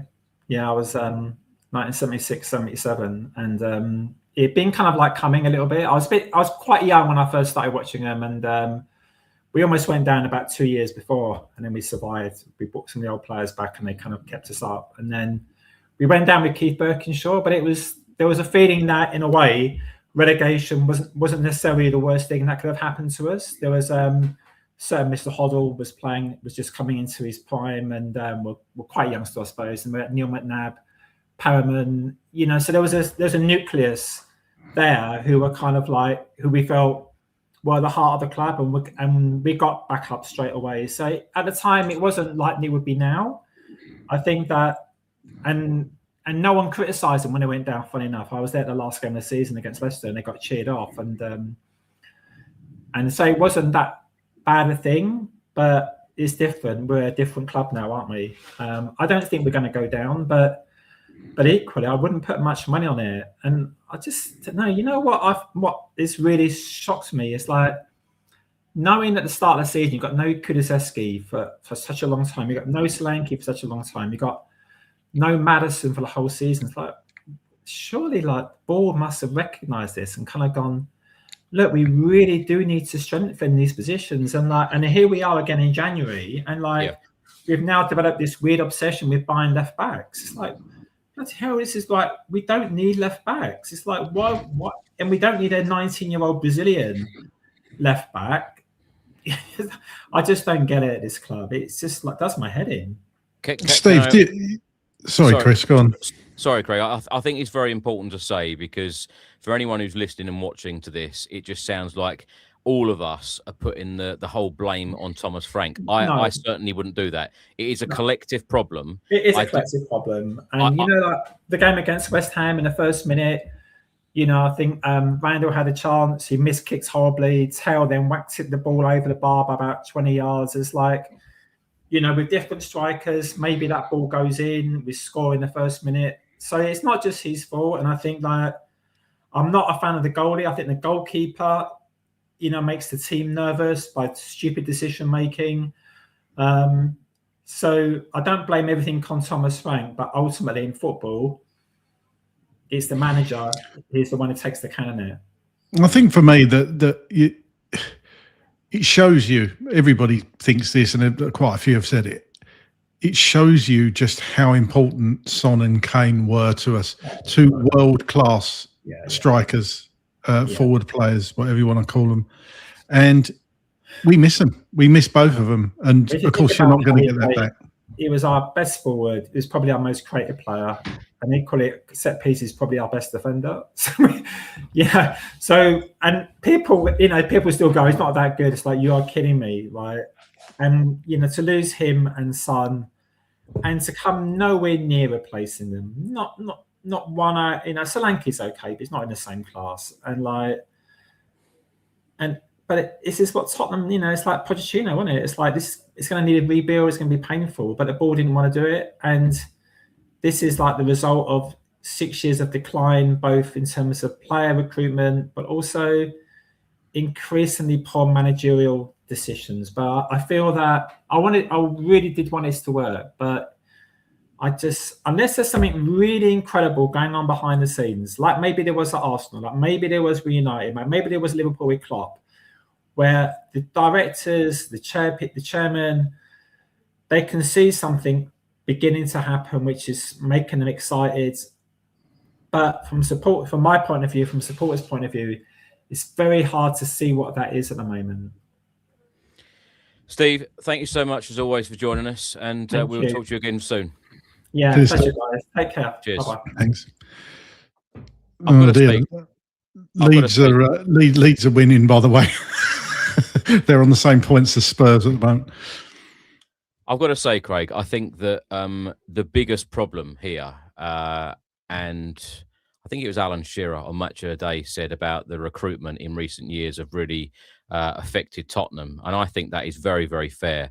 I think when you go back to us playing away at Wembley, having finished at White Hart Lane, you see players like Moussa Dembele leaving, and then every single quality player that has left our football club since then, or even since we've moved in the stadium, if you want to go back to just, the Tottenham Hotspur Stadium.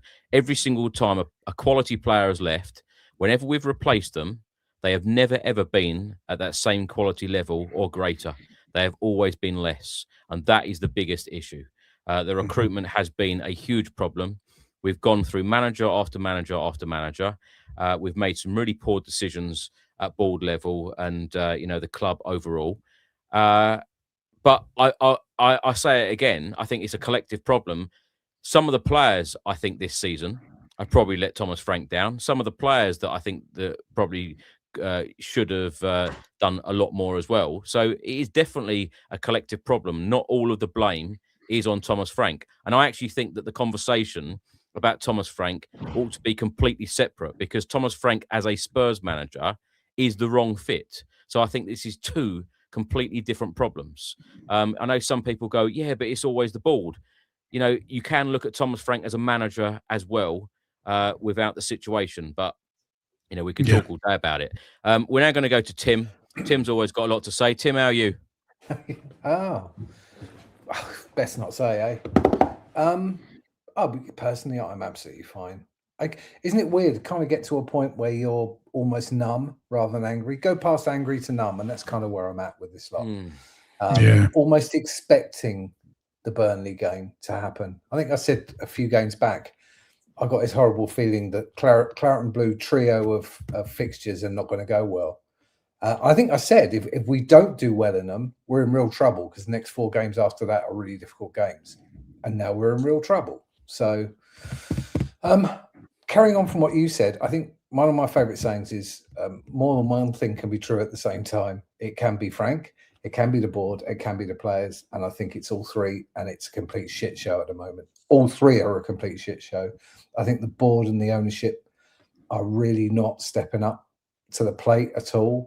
I know Vinay put that statement out, but so what? I don't take care I care what you do, not what you say. It's of no importance.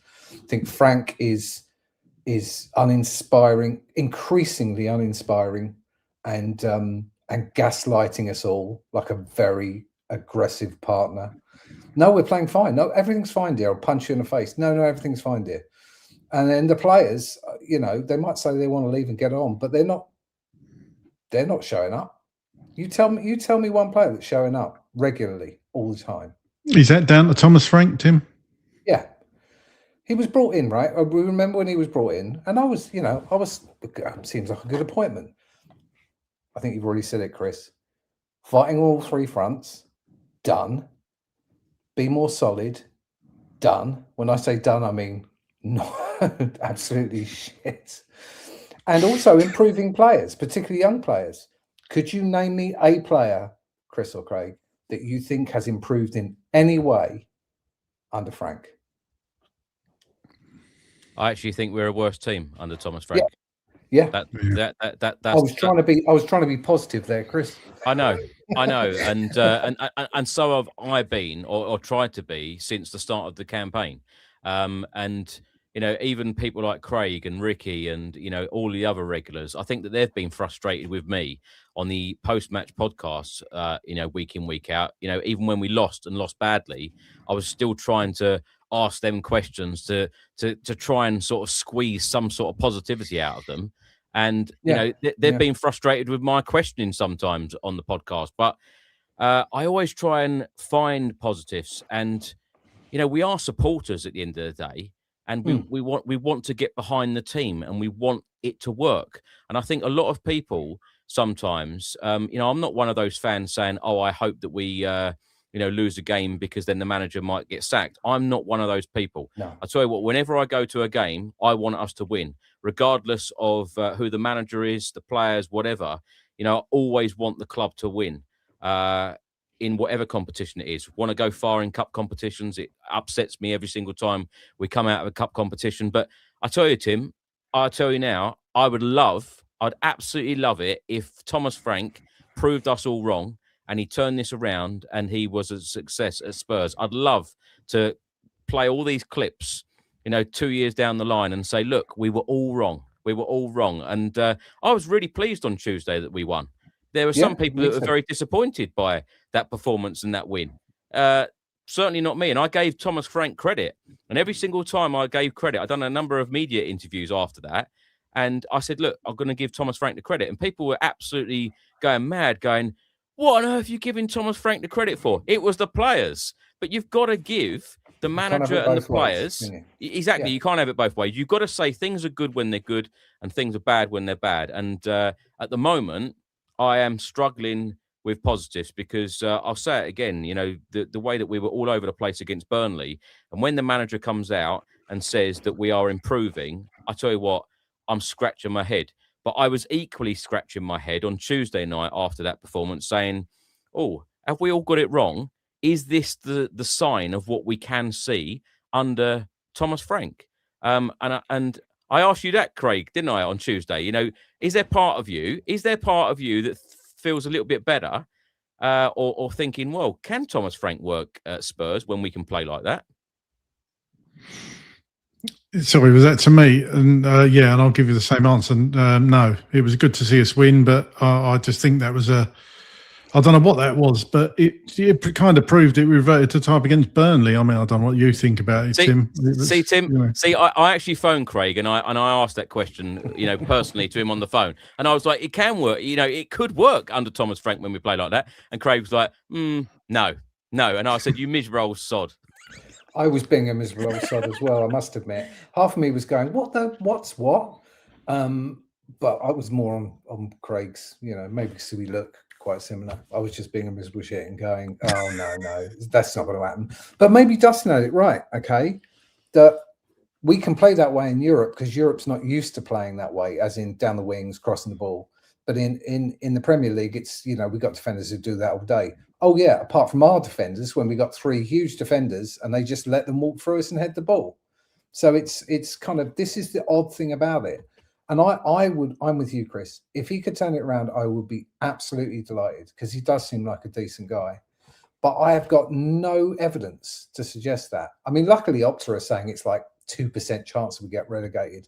I tell you what, if it goes bad in February, that percentage is going to start shooting up. And the issue I've got is that I don't sense any confidence. He's looking like grayer every day and just bogged down by what's happening and without any, and all he's got is sound bites, basically. Oh yeah, we know it's a good half of football and we did all, no. I'd rather he come out and say, yep, the shape was all wrong. That was a bad goal to give away, and we should be a lot better than this. Rather than gaslighting the fans and the rest of the media, who just seem to take it without giving it back, really. But he's certainly got the board on side at the moment, and he, of course, is expecting 3 lunches, 3 chicken sandwiches with Vinay and the board members. Fantastic. Yeah, it's fantastic. I can't work it out. The only thing I'm thinking is this, right?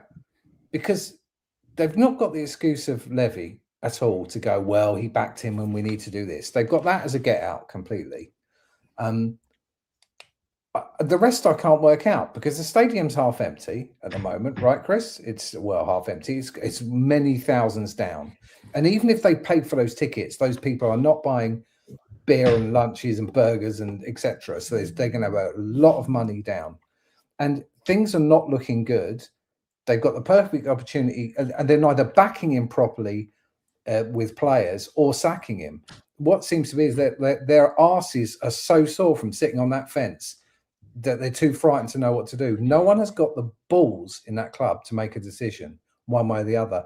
And why I feel sorry for Frank is they're leaving him, hanging him out, and people screaming for him to be hung up by the cockerel one evening, and neither backing him nor sacking him. They're cowards. The board are cowards, and I'm getting fed up with it. They need to grow a couple, well, more than a couple.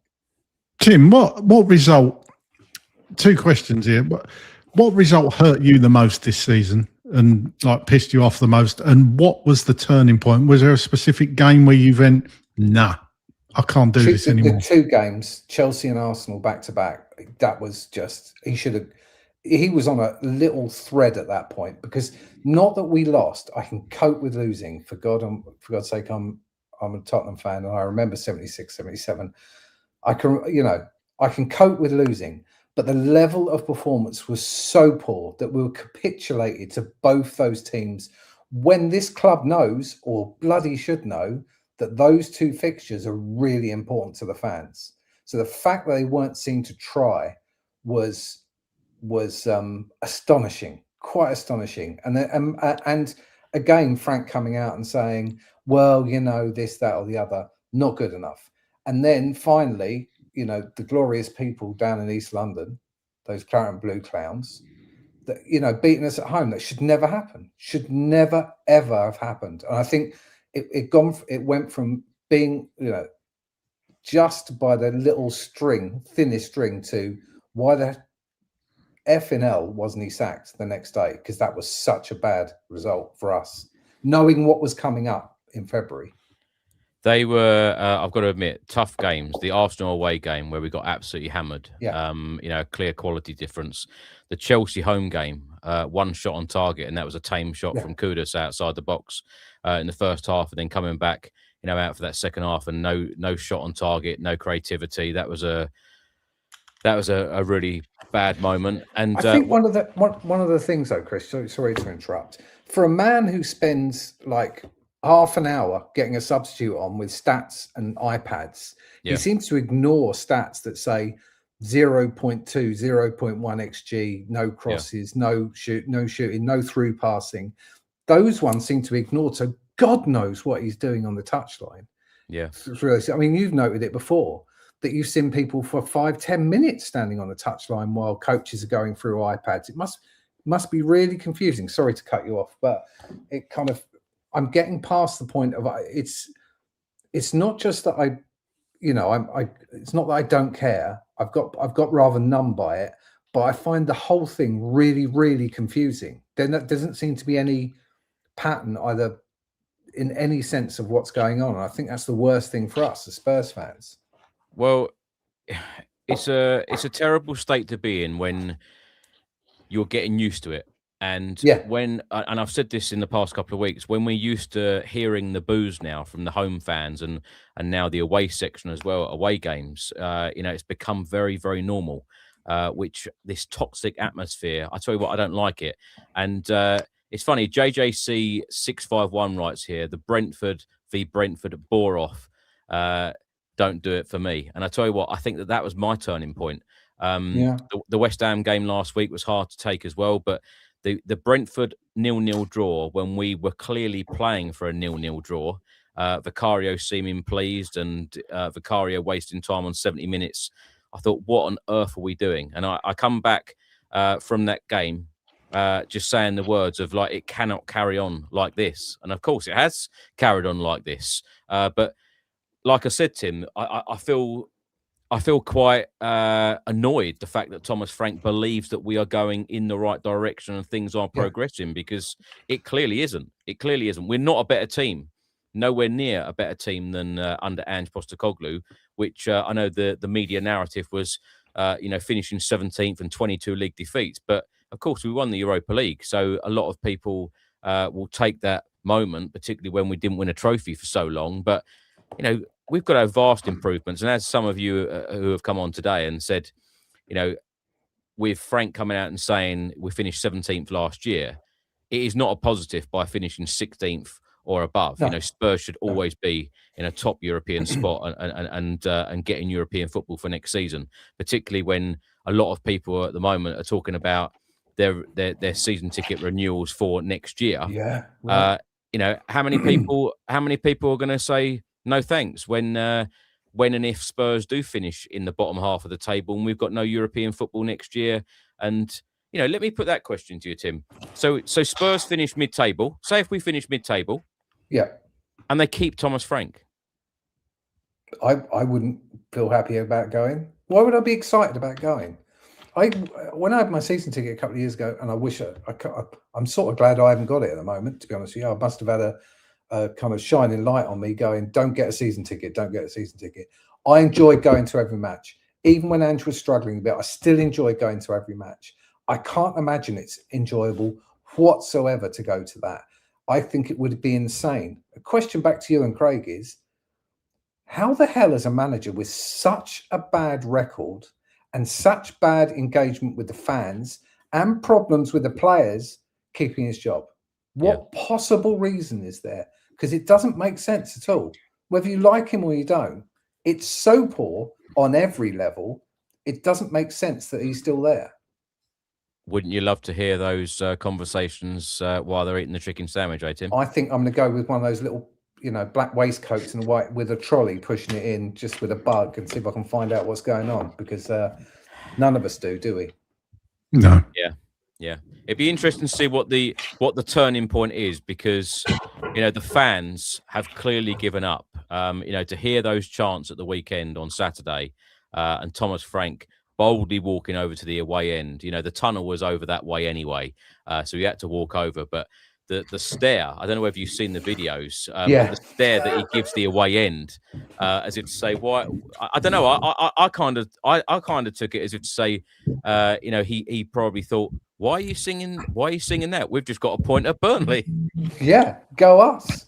The only plus side I can think of, I'll finish on an upward note, is the board, bless their cotton socks because we love them, are working their little tushes off to try and find a replacement, and it's not an easy job. And they're schmoozing Javi Alonso, whoever. I'm just making that up, but schmoozing some managers to say come in, because the worst thing that would probably happen in this situation probably is to sack Frank without any sort of replacement. Although I thought bringing the Ajax guy in was probably a good idea to say maybe he could be an interim manager, but I don't know enough about him, and he was sacked by Ajax anyway. So the only good part of that, the kind of why aren't they doing that now, or maybe the only real explanation is maybe they're working furiously behind the scenes to try and find a good quality manager to come in and hit the ground running. Dave says here, hard to believe we finished 5th in the 23-24 season. Of course, the first season under Ange. Tim, as always, great guest. Thank you so much. Pleasure, guys. We'll talk to you soon. Thanks for Cheers, the hard Tim. work, guys. Have a nice Cheers. night. Cheers. Right, we're now going to go to Pete. Steve, we'll come to you next. Pete. Chris, Craig, good to see you. How are you? Hello, Pete. Pissed off. Yeah. I'll tell you what, it's coming to something when you ask someone as clever as Dustin for a positive and there's a 20-second pause, he has to wait. I think, honestly, one of the best signings that Spurs could do this window would be to bring him in and an analytical team. He knows so much about what needs to be done. And you mentioned earlier something interesting I hadn't thought of before. Frank has to go. We'll come into that later. Has to go. And you mentioned the possibility of bringing in a couple of people. I've been asking the question for weeks, why when we talk about interim managers of Carrick, McKenna, Sherwood, why does no one talk about Hoddle? And taking on what you said earlier, can you imagine a double act of Redknapp for his man management abilities, which allegedly Hoddle's lacking, and Hoddle picking up the coaching ring, to have Redknapp around the place telling them that they're good players. You play for Tottenham Hotspur, you're better than this. Go and enjoy it. With the tactical nous of Hoddle, this season is, as you say, still salvageable. You look at the table, we're 2 or 3 wins away from 6th, 7th. Yes, we are 2 or 3 wins or losses away from relegation. But I'm not worried about relegation this year. I'm genuinely not. Because I think the 3 at the bottom are the 3 that are going to go down. There's no way Burnley, Wolves or West Ham can string together a run of 5 or 6 wins, which is what they're going to need to get close to us. I'm more worried about the fact that we finished 17th last season. We'll probably finish 14th, 15th this season. And I think we're in decline. I think we have been since the Champions League final. And it comes back to exactly what you say. Piss poor recruitment. I've got a list. One side is the players that I used to go enjoy watching in the days. Where are the Gascoignes, Linekers, Sheringham, Van der Vaarts, Modric, Bale? Am I expected to get excited now about paying 80, 90 quid to go and watch Randall Colomwani, Brennan Johnson, Archie Gray, God love him? These are not the sort of players that I'm used to watching. And it's indicative of the fact that we are in, I hope it's not terminal, but we be under no illusions. We are in massive, massive decline. What do you think? You've obviously been listening tonight, Pete. We can't blame Thomas Frank. I think that is correct for everything. We can't blame him for everything. But Enoch came out in the summer and said, basically, I'm paraphrasing, it's going to be different. We want to compete on all fronts. Well, we're clearly not competing on all fronts. They pumped that 150 million in, as somebody said earlier, forgive me who said it, basically our net spend is 0 this transfer window. Have you seen signs we're doing anything differently other than giving a manager time that doesn't deserve it? Going back to what you said then about compete, if his remit was to compete on all 4 fronts, well, he's failed miserably already. Well, that's why they sacked Ange. First round of the Cup out. First round of the Carabao Cup, out. Even Ange, who I never was on board with, even he got to a Carabao Cup semi-final, won a European trophy. And answer to your question, no, we're regressing. We're worse now than we were under Ange Postecoglou. You have to remember also, I think, I don't want to tell you guys what to think, but Ange muddled through to a European Cup final, won it, kept us in the league. Yes, piss poor results, but that was without Van de Ven, without Romero. This guy's has had more or less from the start of the season, notwithstanding the injuries to Kulusevski, Maddison, and Solanke, he's had pretty much a solid back four the whole time, and we're still conceding ridiculous goals like we did against Burnley. So I'm struggling. I literally can't see any progression. I can see only regression. And one of the most worrying things about our decline, in my mind, is we're going to lose players. I looked up just now when Matthias Tell joined us, and I think his treatment has been absolutely atrocious. The way that he's managed Matthias Tell has been absolutely terrible. Do you know he hasn't even been with us a year, and he wants out already? And when you come to a position, he joined us on the 3rd of February last year. So that's a year next Tuesday. And already he wants out. And I think given the way he's been treated, play fantastic, get pulled off. Play fantastic, don't get a start.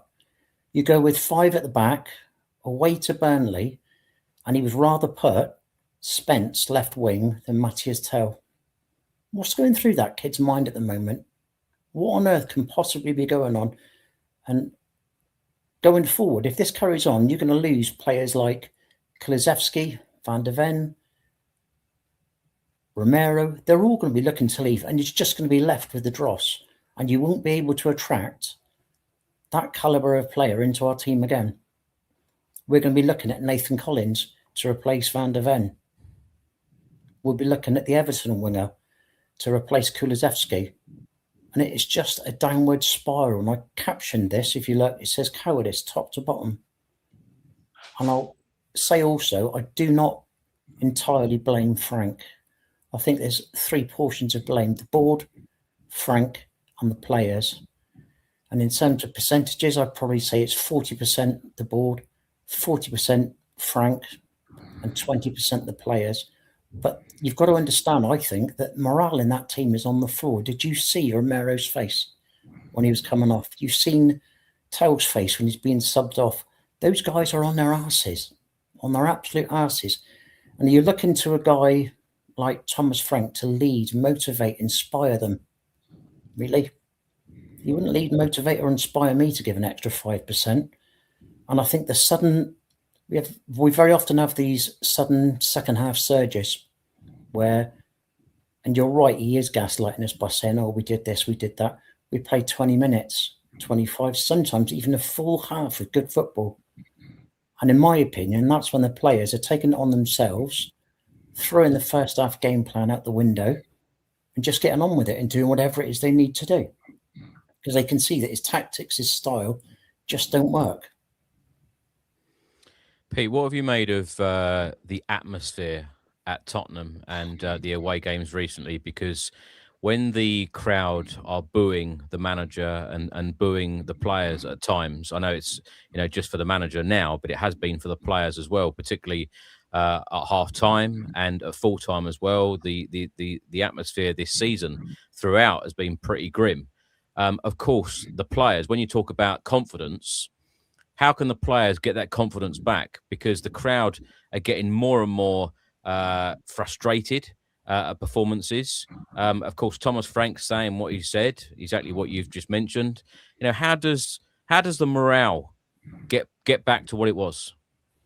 I think you've got to make a distinction, Chris. I know you were there on Saturday. Thankfully, I didn't make the journey. But you made a very good point, which was that when the players came over, there's distinct difference to the reception they got, which was appreciative, supporting, cheering, clapping, until they disappeared, stage left. And then Thomas turned up and you got a completely different reaction. So I think as far as what the players think of the fans, I think the players probably are getting the idea now that we're behind them, we're just not behind the manager. And I think you need a manager, someone to motivate them, to lift them. I heard a story about when Redknapp took over from, was it Christian Gross? He walked in and said to, or Ramos, it was Ramos, wasn't it? Yeah. He walked into the, and just questioned them and said, you do realise who you are, don't you? You are at the absolute top of professional football. You look at the names around this thing. Look at the player next to you. Look who he plays for. And immediately they were lifted. I generally think that they think they're as bad as they are. And this squad, there's no way this is a 13th place squad. You and Craig a better performance in this. And we're just one-dimensional. I was thinking the other day, are we being harsh? Is there a point where any way we could get this back? Well, he's not been there 7 days. It's not his first match after 7 days training. It's not his fifth match after 7 weeks of training. It's 7 months. And there's nothing to hang your hat on. No style, no identity, no patterns of play. And I don't want to be a Frank basher because I think you have to separate the two. As a human being, he's a lovely guy, obviously. Very, very nice guy, salt of the earth. And I'll give him that. But then you have to also say, as Tottenham manager, as a Premier League manager, but most importantly, as Tottenham manager, he's just not up to it. But that doesn't detract from the fact that he probably is a wonderful guy. Pete, sorry, last question for you. Can I just ask you? You mentioned about the identity there. Why do you support Spurs? What got you into supporting Tottenham? To dare is to do. I didn't mind losing. I just knew I could turn up and watch. I don't want to use other people's words, but positive football. This front foot attacking, minute 1 to minute 90, whatever it was in those days. Yeah, it was just attack, and we'd lose 5-4. I've been at games under our dealers where we would lose 6-3, 7-6, 8-5. But it was just attacking football, and it was the most exciting team to watch. Whereas now, and this is not something I'm keen to admit, I've stopped going to the stadium. I just don't bother going. I live in Bristol, and I cannot be asked anymore with the travel up, hotel stays, the expenditure, to turn around and come back. And this weekend and last weekend, I've questioned whether I actually even want to watch them on TV because I know what's coming. It's going to be dull. It's going to be boring. It's just soulless. There's nothing to hang your hat on. Same as you, Chris, I want to see a positive sign, and I would love to hold my hands up in 6 weeks' time when we're in 6th position through to the last 8 of the Champions League, and say, oh, I got it wrong. I was completely overly negative. I was completely wrong. This guy has got something. And perhaps the board are seeing in the background what I'm not seeing now. And they were right all along. But I just don't see it. And I worry more, not for this season. I genuinely don't worry much about this season. I think we're done, which on the 26th of January is a pretty sad state of affairs. For your season to be done on the 26th of January, I'm more worried about next season when our top players will leave. They will leave. And there's much talk about Pochettino coming back. Well, what's he going to be coming back to? No Van der Ven, no Romero, no Maddison, no Kulusevski. He's not going to be coming back to anything like the sort of team that he left. Pete, thank you so much. We'll hopefully speak to you again very soon. Yeah, thanks for having me on. Good to meet you, Craig. Cheers. Cheers, Pete. See you later. Cheers. Right, we're now going to go to Steve. Jamie, we'll come to you next. Steve, in the Czech Republic. Steve, how are you? Fine, considering. Right, Steve. Okay. Hi, Craig. All right, how you doing? Steve, Yeah, I know you've been listening to a lot of the guests tonight. What have you made of the comments made so far? Because you know us. You spoke to us for a long time now. You know that we always like to have balanced shows. We like to talk about the positive things. We also talk about the negative things as well and everything in between. We haven't heard many positive things today. How are you feeling now? And how do you think that this season will pan out? Because I keep saying, and I tell you what, it's going to be a painful time if it comes this season when I turn around and say, we can't get enough points now for a European spot. Hopefully, I'm not going to be at that point. But if I am, I think I'm going to be very, very disappointed. Are you looking behind you now, in the league table? Because, how many times have I banged on about Spurs X points away from the top 5? We can still get a Champions League spot, or we can You've still always get a been Europa positive, League I must spot. admit. Yeah. But now when you look, like I said earlier, West Ham gaining 5 points on us in this past week or so. Are you worried about relegation? I'm not so much worried about relegation as such, but I am looking down the table at those teams that are just slightly above us or the same, up the same points as we have, like your Leeds and Crystal Palace and these kind of teams, and Bournemouth, more than ever in the last, let's say, 2 or 3 weeks. Whereas before, I was always like yourself, hoping we were going to turn it around. We always live in hope, but a lot more sort of concerned that we're not. The other thing is that we're not going to move up, and we won't get a place in Europe next season because the ramifications, a multitude of things, like a couple of people have alluded to. We can lose a lot of our good players, our best players, who want to leave. They've mentioned they want to leave, and then who do we attract? That's another downside to it. Even if we stay sort of where we are now, 15 or down 15, 14, 15, 16, 17, we're putting ourselves again in a bad position. And it all stems from the time it goes again to what we were saying before about after the 2-19 final. We needed a lot of good players and built a bit more of a squad, or added to the squad, because we would have we got to the Champions League final, so we were an attractive team. And during Poch's time, we were all like 2nd, 3rd, 4th, 5th, so we were a very attractive team for players. So even if we end up 14th, 15th, we'll be out of Europe. Who are we going to attract? And we're going to lose some of our better players. I mean, it is pretty much what everyone's been speaking to. It's a threefold. It's the fault lies with the board, with the players to an extent, but I would say pretty much the same as I think it was Tim who was saying, like 40%, and just 20% on the players. I mean, how bad is Frank when our defence has Romero, a World Cup winner? Teams like, we know that Real Madrid want him. Mickey van der Ven, Barcelona want him. Liverpool want him to, start a new era in their team. So they are not bad players, but sometimes they are playing unbelievably badly. So why is that?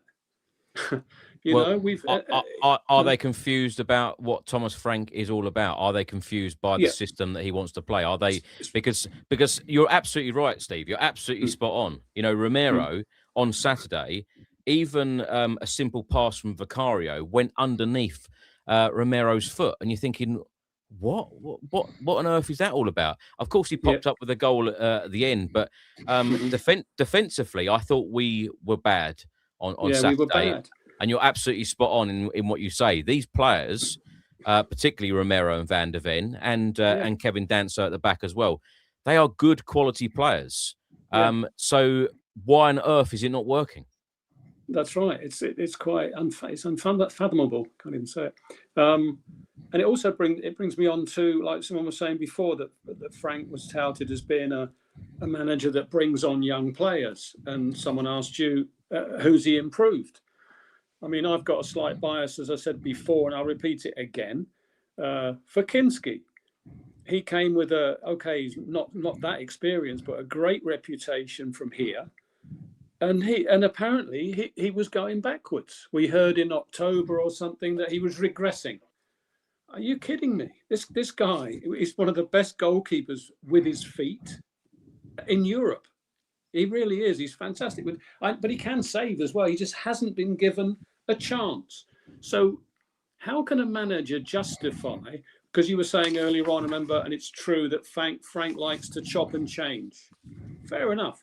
So if someone's having a bad game, it's normal to drop them. Then you get the respect not only of that player, not only of the player that replaces him with respect to the manager, but the rest of the team can see, oh, I better pull my weight.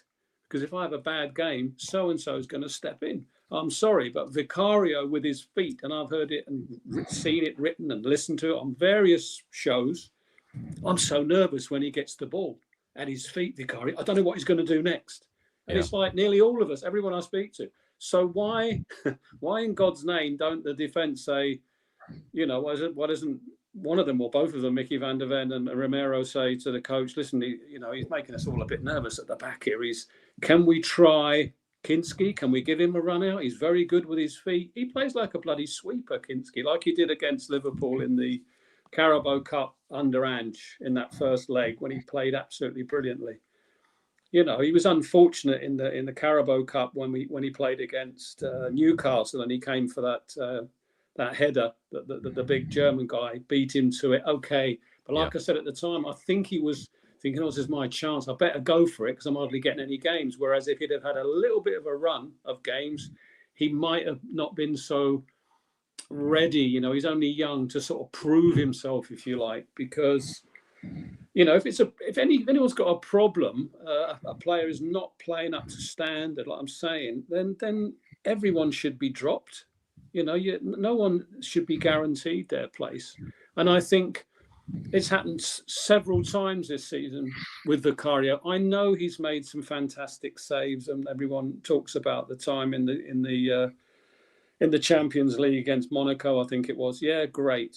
Like Roy Keane always says, it's his job to save, you know, and he does make good saves. But if you look at most keepers in the Premier League, every week they're making. Pickford makes brilliant saves, but he also does some unbelievably stupid things with his kicks as well. Kicks them out of play, but most keepers are making good reflex saves. Even the worst or the lowest team of goalkeepers, like the Burnley goalkeeper, didn't he play well? Yeah, he played great. He saved the ball lots of times with his hands. Sorry, I'm ranting on a bit. That's all right. Craig, before you give your question to Steve, I just wanted to mention this because it's half time. Leeds are winning, you know, at the time of the recording. Spurs are sitting in 14th for 28 points. Crystal Palace are 15th for 28 points. Leeds at the moment are 16th on 28 points. So goal difference is separating 14th to 16th. Now, Nottingham Forest are 17th right now with 25 points. So we are 3 points above Forest. West Ham are in 18th with 20 points, so we are 8 points above the relegation zone right now. We have 15 games left of this Premier League campaign. And the stat that I read out earlier, only two sides, Burnley and Wolves, have gained less points than Tottenham in the last 15 Premier League games. Yeah, so if that continues, exactly. So we could, Craig, let me come to you on this. So some people have been mentioning the word relegation, and like I said, when you mention it to some people, they kind of give you this laugh and then think, no, Tottenham aren't going to go down. I think I did that a couple of weeks ago. Someone mentioned it, and I was like, oh, don't be silly. Yeah. Tottenham aren't going to go down. But when you look at these stats, they're incredibly bad, really bad. And you know, are you starting to get worried, Craig? I'm probably the same as Steve. I'm not overly concerned yet, but it's certainly something there that's at the back of your mind. I think it's a question to ask me on the 1st of March after our February fixtures. I think we'll get a clearer picture then, but I'll still come back to it. The best way, in my opinion, we get the most out of these players is to swap managers before that February run. Yeah, honestly, that'd have been logical after that Burnley game. How many points? Both of you, I'll ask. How many points, and everyone in the chat as well. How many points realistically are Spurs going to pick up in Feb out of those 4 Premier League games? Man City at home, Man United away, Newcastle at home, Arsenal at home. How many points are we getting out of 12? I can 2 if we're lucky at the moment. 2 if we get 2 draws, otherwise 1, and I think that'll be against Man City.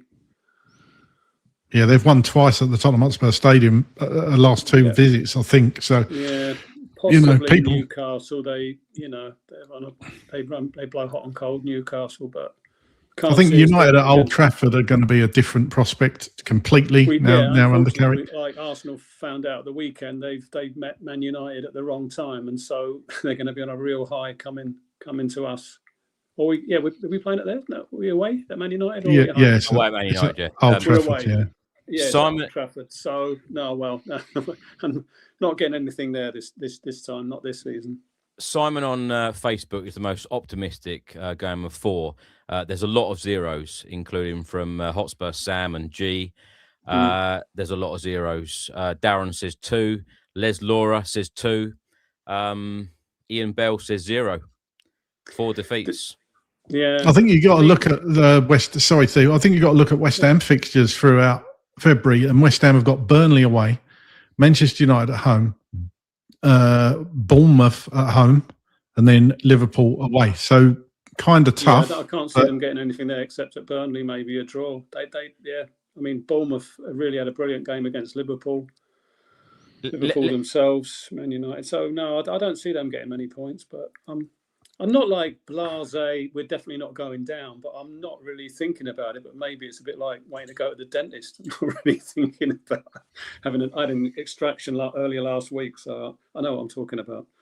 Do you think, Steve, that some people can be too dramatic and too negative about things? Because Thomas Frank has come out and said we must carry on doing what we're doing, and we must be calm. We must be calm. We must all be calm at the moment. Have you ever watched Blackadder Over the Top in the First World War? He keeps saying, "Stay calm. We're going over the top. We're going to get massacred, but never mind." You've got stay calm and we carry on. Yeah. Get nil point. I mean, I've finally given in as well and said I want him out. And I think not only because of what Carrick's done and the new chap at Chelsea turn things around, you generally get a bit of a bounce. And it would be an ideal time to at least give it a go, because points are of the essence and of the, they're very, very important to get points in those difficult games. You've discussed it with most of your guests, a combination of a couple of people. I agree. Who concretely, I can't come up with. I like old Harry Redknapp, but again, alongside someone else who's a bit more, perhaps better with the tactics. Because I tell you what I think with Frank is, and what we've all alluded to before, these little incidents with the players. What was his name? I can't think his name now. The guy threw his shirt on the floor. Nothing happened to him. Spence. I'm a big fan of Spence. Never got sort of disciplined for that. And the thing with Van der Ven walking off the pitch with him and ignoring Frank. I just don't think he's any good at man management. I don't think he's tough enough. Everyone's saying he's a really nice guy, which is true. But my experience at playing at a very low level, and watching different leagues is, nice guys don't usually win things. You need to be a bit of a tough and a bit of a ruthless manager. I think generally it'd be nobody's fool, like Postecoglou. Although he's, he had the full respect to those players. They walk through. I mean, imagine getting that bunch of players where they were in the Premier League with all the injuries, getting them to believe they could go all the way and win a European trophy. It's quite incredible. And I can't imagine Frank doing that. It's like someone was saying, I can't imagine him getting me to go the extra mile. You don't get the impression that players are going to run through brick walls for him where they would do for Ange. Exactly. That's it. And what wound me up, Steve, is it was almost bantering the fans when he gave his press conference and said, "Yeah, that lovely lunch with Vinay and he had a chicken sandwich." Oh, I don't give a toss what you've had for lunch, mate. And it was like, oh, good for you, having a nice lunch. We're all sitting there tearing our hair out, wanting you gone, and you're telling us what you've had for lunch. Piss off. Sorry, I've reached that point. Yeah, I'm like Tim was saying, I've gone beyond. I think, I know I've noticed with a lot of fans, either speaking to them on the phone or watching your programs and other programs, is a lot of the fans have gone beyond being extremely angry to just bloody numb. I still get annoyed when we concede a silly goal, but not as bad as before. I just think, I was expecting that. I was just waiting for them to equalise, and it's just, I don't know, it's just. I've given up with him, not with Tottenham, not with Spurs as a team. Been with them for too many years now. But I just noticed that people are, like you were saying as well, Chris, that the fan base generally have finally all come to the same conclusion that it's just not worth hanging on to him anymore. You'd better get rid of him, otherwise we're in a dire position. I don't think we'll get relegated, but being that far down the table is no good. Not only is it absolutely embarrassing, but it's not good financially, and it's not good for attracting players or keeping those good players that we have. Yeah, I think it's. I'll say again, Steve, what I said last season. Thank God for the bottom three sides being so badly picking up very few points, because we could have been in a real situation last year, you know, in the relegation zone, and that's why I think you need to learn from that mistake as well. The fact that the club come out and said we want to be fighting on all fronts. We're sitting 3 points above where we finished last season in 17th, and that wasn't good enough. And we won the Europa League. That's so right. you take that European success away, and if Thomas Frank finishes in 17th, then surely he has to get the sack, because they sacked Ange for finishing 17th and winning the Europa League. So you know that has to happen. Steve, thank you so much for joining us, and we'll speak to you again soon. Always a pleasure. Great program, and keep it up, guys, and try and keep smiling. Thank you. Cheers, Steve. Thank you. Cheers, Craig. All the best. See you, mate. Cheers. Ta-ra.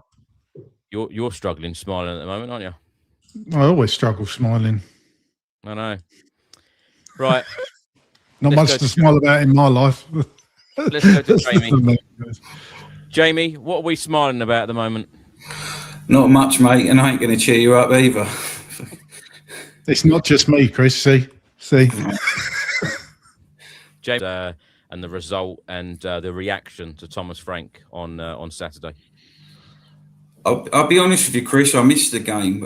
I was actually in the city on Saturday. I went to see Stranger Things, and I've got to be honest with you. I was looking more forward to that than I am going to Spurs games at the moment. But that started off the same. The first half hour, I nearly fell asleep, but it did improve later on. So hopefully Spurs will improve later in the season. But no, I think the reaction to Frank, I just think it's so toxic now. The fans have just had enough. It just there's just no positive. There's no light at the end of the tunnel. I think it'd be a huge release of pressure if he was to go, for himself and for the fans. There's nothing at the moment. Like I say, you're asking people about positives on the show all evening, and everyone can come up with his set pieces. I've said it to you before as well. And for me, Van der Ven has had a good season. He's the only one, I think, who's having a top season at the moment. The rest of them are all playing under par. And I wanted to ask you if Daniel Levy was still there, do you think he'd still be in the job? No. He'd have been gone in December. 100%. He would have. And I was listening to Paul O'Keefe earlier, and he was saying that Thomas Frank now is like acting like a caretaker manager to his own job, if that makes sense. He's basically, until something becomes up, then they'll make a decision. But at the moment, there's nothing. I think ideally they'd like to get rid of him in the summer, but whether he can hang on that long, because we're in free fall. Well, like I just said, Jamie, the football club sacked a manager in Ange Postecoglou for 22 league defeats, finishing 17th. You know, even without talking about winning the Europa League, that was not good enough for Tottenham. So in the league position where we are, these performances, the fan reaction, you know, everything, we could talk all night about it. And you know that I don't like to be bashing people, and it does feel like a bit of a Thomas Frank bashing tonight. But I've asked everybody for positives, and a lot of people can't really give any. And I like to hold on to, certain little things and go, well, that was good. Well, that was good. You have to see that week by week. You have to see that like month by month, going on in the season. You have to feel that it's going in the right direction. Thomas Frank said to us all that it is going in the right direction. So what is he seeing that we're not? I think he's just bluffing for his own job, and he knows it ain't going well. He's just, I don't know what he's meant to say, but I think fans would respect him more if he come out and called a couple of players out for low par performances and said it as it is. But he's just bluffing, going on about chicken sandwiches and things like that. Fans don't want to read that. They're fed up with it. You know what I mean? It's pathetic, to be honest with you. He comes across as a nice bloke, he does, but he's got about as much charisma as that wall in front of me. Do you know what I mean? There's nothing, and the players ain't respecting him. I don't even think he's a bad manager. If he'd have got the Forest job earlier in the season, I think he'd have probably done all right. they don't expect as much, you know. But at us, we want more than what he can offer. I think he hasn't got the respect of the players. He hasn't got the respect of the fans. Maybe we come across as arrogant. I don't think we are, but he's not the right fit. I'm sorry, he's not. I really wanted him to do well, but when I come on here last time, 3 weeks ago, I think it's before the Sunderland game, the only reason I had that I didn't want him gone is because I don't want to keep sacking managers. And when he got the job, I think he jumped the queue because of his nationality, if I'm honest with you. No, hold on, Jamie. I think you've got a habit on this channel of calling the managers out. So you wanted Ange out last year. You want Frank out now. What's the matter with you? Chris, I really wanted it to work. I really did. But I have to say it as I see it, it's just not working, is it? And we're just falling further and further down the table. And I said, if we go in free fall, they're going to have a decision to make. And I can't believe that it hasn't been. But it's not just him. It's not just him. The recruitment's been. I mean, look, we're coming towards the end of the window. Where's our attacking players? Nothing. Jamie, why do you think Vinay hasn't made that decision? Lunch appointments aside, why hasn't he made that decision yet? People are saying about the Arteta thing when he was at Arsenal. You know, he stuck with him, but I think it was different circumstances. They pumped a load of money into Arteta. I don't think we're going to do that with Frank. It was during COVID, I think, so it relieved a bit of the pressure. He wasn't getting sort of abused by the fans and that. But I don't know what they're waiting for. And I really want it to work for him. But it's just, like I say, I think he got the job ahead of a couple of others. I think Areola and Glasner would have been ahead at the time. But with Lange and his connection with Lange, I think that was a big part of him getting the job. But it's but he needs to go and all. Aston Villa have improved since he left them, you know. When you hear Aston Villa talk, they weren't happy with him. They haven't looked back since he left, you know, and we end up with the bloody leftovers. I know it sounds harsh, but it's true. Jamie, where do we go from here? Mate, I think honestly we have to pull the plug on him. We need to get a couple of attacking players in before the end of the window. I'd go and put a couple of bids in for Matoma, even go and test the water with Harvey Barnes. I know it's probably unlikely, or Alanga at Newcastle, something. We need something up top, up wide, because like we haven't got nothing. I think I'd go and knock on Robbie Keane's door and just offer him a nice little wage to the end of the season, try and get him out of his job. I don't know whether to the end of the season, because if he'd done well, you never know, there might be a job full time, but whether he would leave that, who knows? But he would be my choice for an interim manager. Do you know what the real problem is now? Is in the comments, we've got more comments about sandwiches than we have talking about new signings. That's the problem. Shocking, isn't it? What's your favourite sandwich? Let us know in the comments. They do a nice signature pie over Spurs. Oh, do Jamie, they? What flavour? Beef and onion, I think it is. Oh, yeah, I don't mind that, to be fair. I like Jamie, chicken myself, but I prefer flan. How many points are we picking up in February out of these 4 matches? Do you know what? I just heard you talking about that. We could quite easily go and beat Man City, and I don't expect to beat. Like, our record against them is pretty good, especially away. I know we're at home. Newcastle at home is win. I think we've got Newcastle as well, haven't we? Later in the month. Yeah, Their away record is poor, like our home record. So who knows? We could get something there. I can't see us beating Arsenal, and I can't see us getting nothing at United the way they're.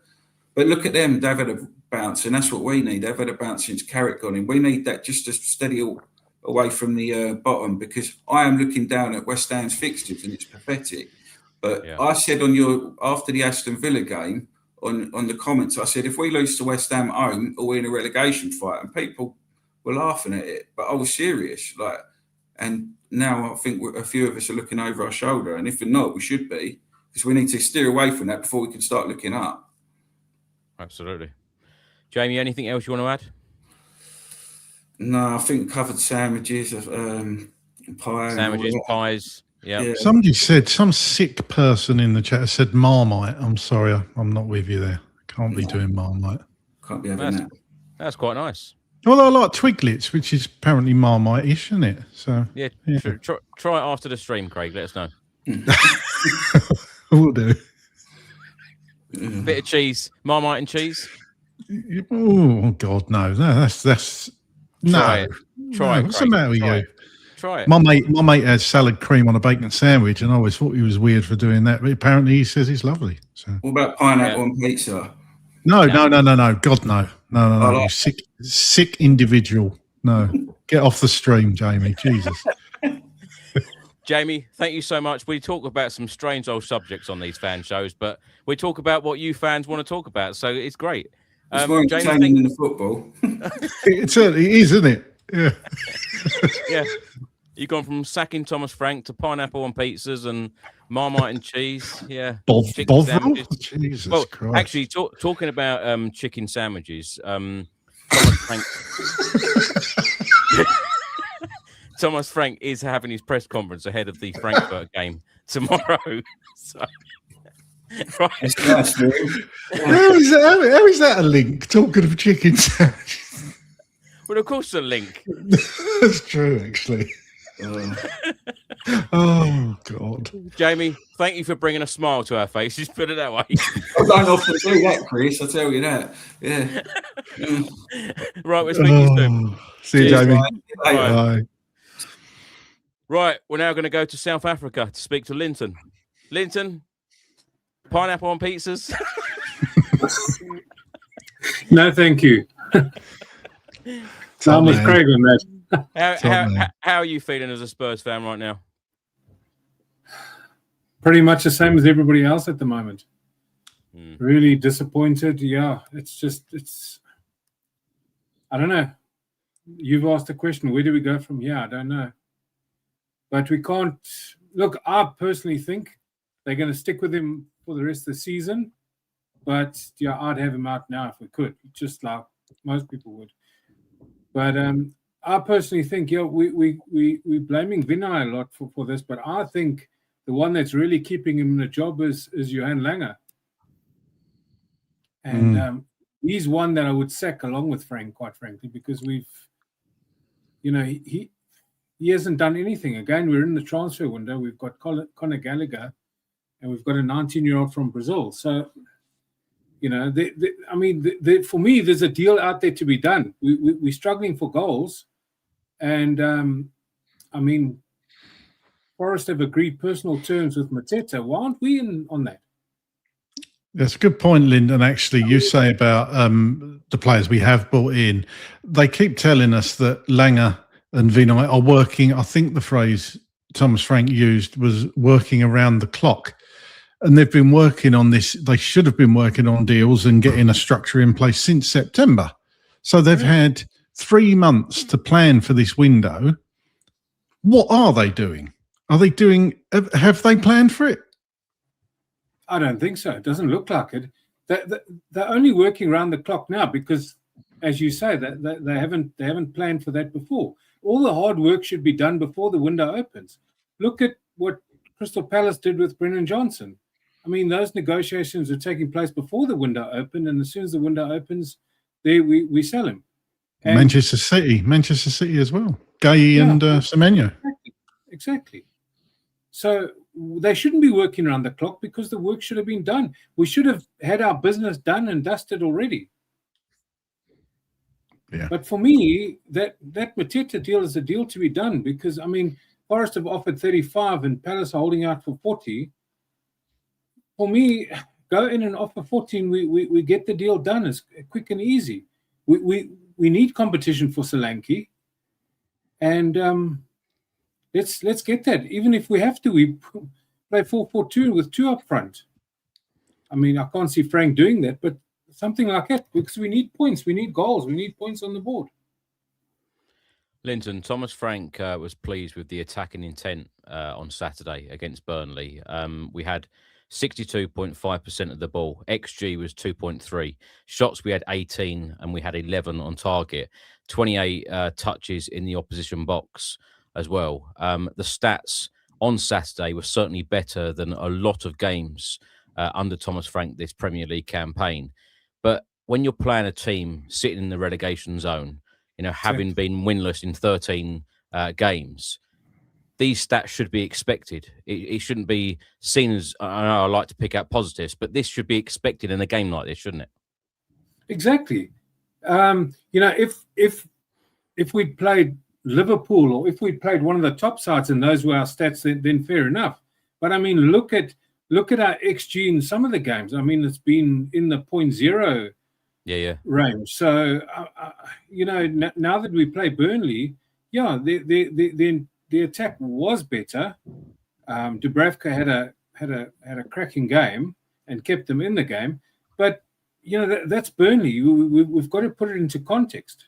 And if we do that against City on Saturday, then fair enough. But let's have a look and see. Yeah. Last question for me, Linton. What does the future hold? Where can we finish this season? What would be progression? They're saying that, we got to build on last season. What would be progression? What would you be happy with this season? Right now, to keep our Premier League status. Is that where we are? It's sad to say, but I mean, that's right, though. Yeah, that's the depths that we've sunk to. Unfortunately, it would talk about top 4 or top 6 or top 7, top 8 even. Those days are gone at the moment, and the board have done nothing. There was talk about 100 million available to spend. We haven't spent anything. There's the Conor Gallagher money, but that was the Brennan Johnson money that we used there. So where's the money? Why aren't we spending? I mean, we've been crying out from last season already, or one Sonny left, for a left winger. Where is he? Yeah. And we keep getting these excuses. And I know the January transfer window is difficult. I understand that. But if you do your homework and prepare before time, you can identify the right person. And if you're putting the money down, then you can bring them in. But we're now City have proved to go. City have proved it's not difficult if you've got a plan and you know what you're doing. They've got out and bought a centre back because they needed one. They've gone out and bought a winger. Yeah. So some people say, is a January window difficult or is it just expensive? Yeah, it is more expensive, but the January window, what we're doing, what we should have been doing, is trying to play catch up for what we didn't do at the end of last season. So that's what we should have been doing. And we sell a winger and we don't replace him. It's just crazy. I just don't see the logic.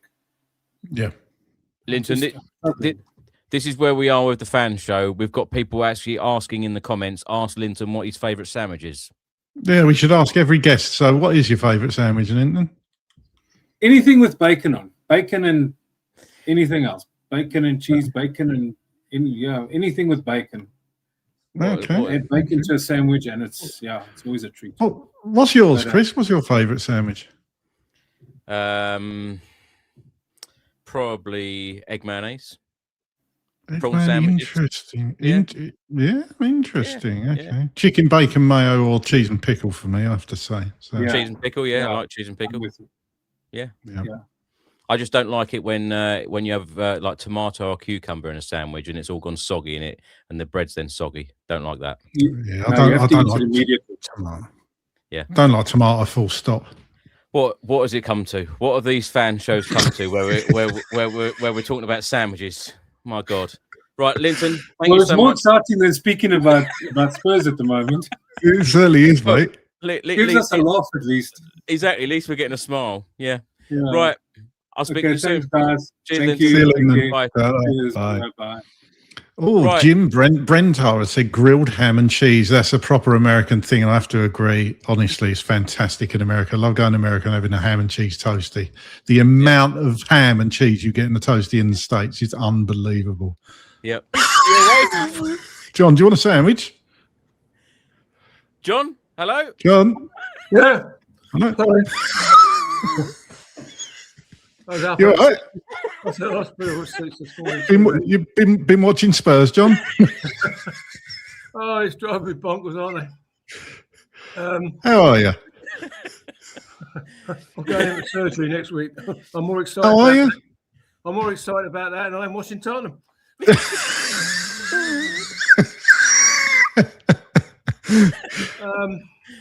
How do you feel, John? Well, apart from that, it can't be easy being a Spurs fan. I've never been so down and depressed in all my years. There's absolutely nothing to say, hey, there's some light at the end of the tunnel. There is none. And I was an engine guy right to the bitter end. Do you remember? And I can't see anything to keep this guy. Nothing whatsoever. You felt like that a while though, John, haven't you? As well, like me, you felt that. It just isn't improving. West Ham was an absolute downer. Okay, we beat Dortmund 2-0, but can we please remember they had 10 men? Right? I may well go to the pub on Wednesday to watch the Frankfurt game, simply to see the guys and we all commiserate together. It's not good, is it? It really isn't. John, you can obviously remember the bet. Hold on. It's my question. Sorry, mate. Go on. Hold on. Right. So, John, were you asleep during that whole sandwich conversation? Yeah, I must admit, I had a beer earlier. And I'm looking out my window at about 3 feet of frigging snow. I mean, you know. I was going to say that because Jim asked you in the chat there, how much snow have you got? You're having a real bad weather situation, aren't you, over there? I'll turn this around. You can see. Can you see? Yeah. Oh, wow. Back deck. Yeah. Oh, lovely. Wish we got that here. Fantastic. Yeah, okay. Fantastic. So, John, you remember? Sorry. No, I was just going to say, John, you obviously remember some really low times as a Spurs fan. Is this up there for you? This feeling right now? Yeah, I was in Alberta in '76, and you know, I felt really down. I remember a friend of mine sending me. We didn't get any TV. I got letters and BBC World Service and things like that. And my mother, I think, sending me a letter saying Pat Jennings has gone to the Arsenal. And to me, that was the most depressing time I could. There I was, a long way away, and sure was excited to new life and all that. But back home, Tottenham were in free fall, and here we are again. You know, 50 years on, and you know, between those two events, what have we really had? We've had we've had 3 FA Cup wins. That's what all I can remember. 3 FA Cup wins, and the Bilbao game this year. And there's nothing else in between that says, hey, we are something. We've been through managers night and day, and we're talking about bringing back 2 managers earlier. They were talking about when I was awake. I'm sorry. Talking about we'll bring Hoddle and Harry back. Well, Harry's older than me, right? And then age is just a number, John. Well, yeah, okay, all right. And Hoddle, let's face it. I was in the UK the week Hoddle got pushed out. And he had a sidekick there was complaining that the fans were giving him stick and we should be fans and supporting him and not complaining. Well, we have very little to support him with. So we're going to bring those 2 back and they're going to save us from the drop. Come on. I mean, you're better off getting me over there before the 25th of February because after that I can't come in until I get my British passport renewed. But you know, I am available, tell them, but I could probably do as good a job as him. And it's just depressing. It's absolutely depressing. It is. Sundeep says here, John looks like a good bacon sandwich fella. Is that right? What is your favourite sandwich, John? Come on, everybody's giving it. Grated cheese and tomato. Yeah. Tomato, not tomato. You've lived over there for too long. I've only been here 52 years, guys. You can't expect too much. Yeah, I mean, I used to like bacon sandwiches, but it's off the menu at the moment. And the gooner in my life would not permit it. John, how many points are we going to get from the Feb fixtures? Because I don't know whether you were asleep at the time when we were talking about it. Yeah, I saw that. And my heart went 3. My mind says 2 if we're lucky. Man City and New Chisel. What, three wins? No, 3 points. We beat City. Ha ha ha. We have done because we traditionally do that. But my mind says we'd be lucky if we scrape a point against City and we scrape a point against New Chisel. And I think we're going to get hammered in Manchester. And I dread the North London derby. Spurs Ottawa are going to have a party that day at the pub. And we get a free breakfast or a free lunch, I think it is. And it's a game that traditionally me and the gooner in my life have watched together. And she comes along as the acceptable face of the Arsenal. But I think she's going to be far happier at the end of it than any of us. And I think that's what we're at. And I think we're going to scrape home 16th this season. At least we'll stay in the Premier League. Yes. And please, can somebody get across the Atlantic and chat out Postecoglou and have a chat with him? Yeah.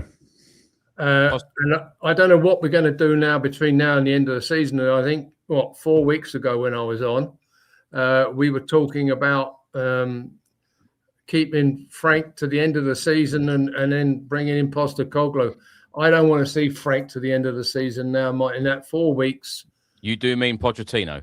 Yeah, Pochettino. Sorry, you got to excuse 78. Get over the Atlantic and see Pochettino and say, "Hey, what are you doing next season? Welcome home." And we've got to find some sort of temporary measure now between now and the end of the year. And Ryan Mason, yeah, fine. He's out of work at the moment, but he's done this before. He can't be any worse than Thomas Frank, and he has been a success in when he's done this before. And he would be a good temporary hold the fort position. I can't see he's a success there. Why on earth would he give up being a success in Hungary, where I think his team's second in their league, and come to Tottenham on a temporary basis? Not going to happen. So in some respects, we're between a rock and a hard place with this situation. But I can't see how on earth we can keep Thomas Frank going. It just isn't there. John, lastly, give us a score prediction for the Frankfurt game on Wednesday in the Champions League. Can we win there and finish in the top 8? We've got to. I mean, they're the Burnley of the Champions League, aren't they? If you look where they are, they're down the bottom there. They can't qualify. They've got nothing to play for, and they're the Burnley of the champion. Of the Champions League. So if we can't go in there and win 2-0, then we're in a sad state. So what's your score prediction then? I'm hoping for 2-0. Okay. Right. Does John, that make sense? Yep, absolutely. Go and get some sleep. We'll speak to you soon. Yeah, I was up at 6 this morning, guys. I had to go to the doctor. Anyway, Thank you both for all you do for me. I appreciate greatly. You Best of luck with everything, John. Cheers, Yeah, thanks. best of luck, John. See you later. Take Cheers. care, guys. Bye. Bye. Right, we're now going to go to KK. KK, how are you? Thanks for joining Hi us. guys, can you hear me okay? Yeah, perfectly well. How are you feeling as a Spurs fan right now? Where do I start? I feel a bit numb actually, being a Spurs fan, watching Tottenham is like watching paint dry. And like our previous guests, I also fall asleep. So, and I suffer from amnesia, so it kind of helps. So I'm, feeling a bit numb at the moment watching Spurs play and wishing it gets better. But it just doesn't feel like it is, Chris. Yeah.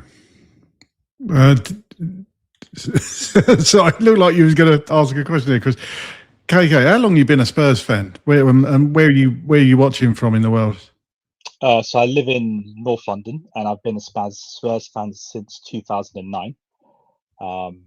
So I've followed Spurs since Harry Redknapp was manager, which was probably one of my favourite Spurs teams as well as the Poch team.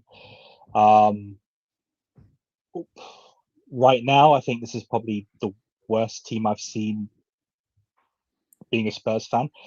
And been thinking about who can come in to replace Frank, and I don't really know.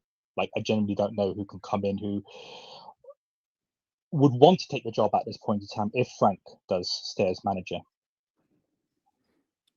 How long do you think this can go on for, though? Because when we look at those Feb fixtures, I know we've been discussing this all night about the Feb fixtures. That is a tough schedule coming up for any team.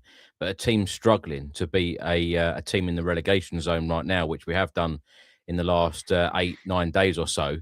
Where do the next points come from for Spurs, and how long can it go on for with Thomas Frank? Because Thomas Frank keeps saying about the board and the club and everyone involved is all aligned, but the results and performances they can't continue like this. You're right, Chris. They can't continue, and I think in terms of how many points we'll get in the next month, I mean, I'm optimistic we'll want to win against City because we have a good record against them, and we might get a draw against Newcastle. But Arsenal. Who else do we have? Man United. I don't think we'll get any points from those games, if I'm honest. So I'm going to say 4 points. Is it about performances, though, KK, as well? Would you, is it important? It's just as important to see progression and performances in the team. I think, considering the position, so in a normal scenario, yes, performances are as important as the results, especially as a Spurs fan, because we love attractive football. That's what made me a Spurs fan, the attractive football. Even though we didn't always win all the time, I enjoyed watching Spurs play. I think at this point in time, guys, I think it's more about trying to get points on the board. Even if we play like rubbish, it doesn't matter. We just need to get points on the board, get through this period, and then once the fixtures become slightly easier, then we can see, okay, could we see an improvement under Thomas Frank? Now, if we can get to a stage where we can see an improvement while performances, the results improve, then great, I'm all for it. But I think at this point in time, we just need to get points on the board for the next 4 to 6 games, and then after that, see where we end up. In terms of the board backing Frank, I'm not surprised. I mean, they spent I think they paid a £10 million compensation fee to Brentford, and it will cost them a lot of money to sack Frank. So I think I think they'll see it out till the end of the season, and then assess it from there. Because if, say, Frank does get sacked, who would want to come in right now in our current predicament and take over Spurs on an interim basis? So I'm thinking through my head, I don't know. I mean, do we get Ange back as interim manager, which could be a disaster? Or Harry Redknapp, I mean, I love him as a manager, but he's nearly 80, and I want him to live for a long time. So I don't think he's the right person.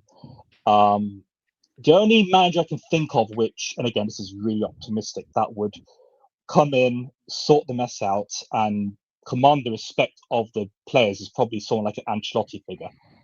But whether he'll come and manage us till the end of the season, I don't know.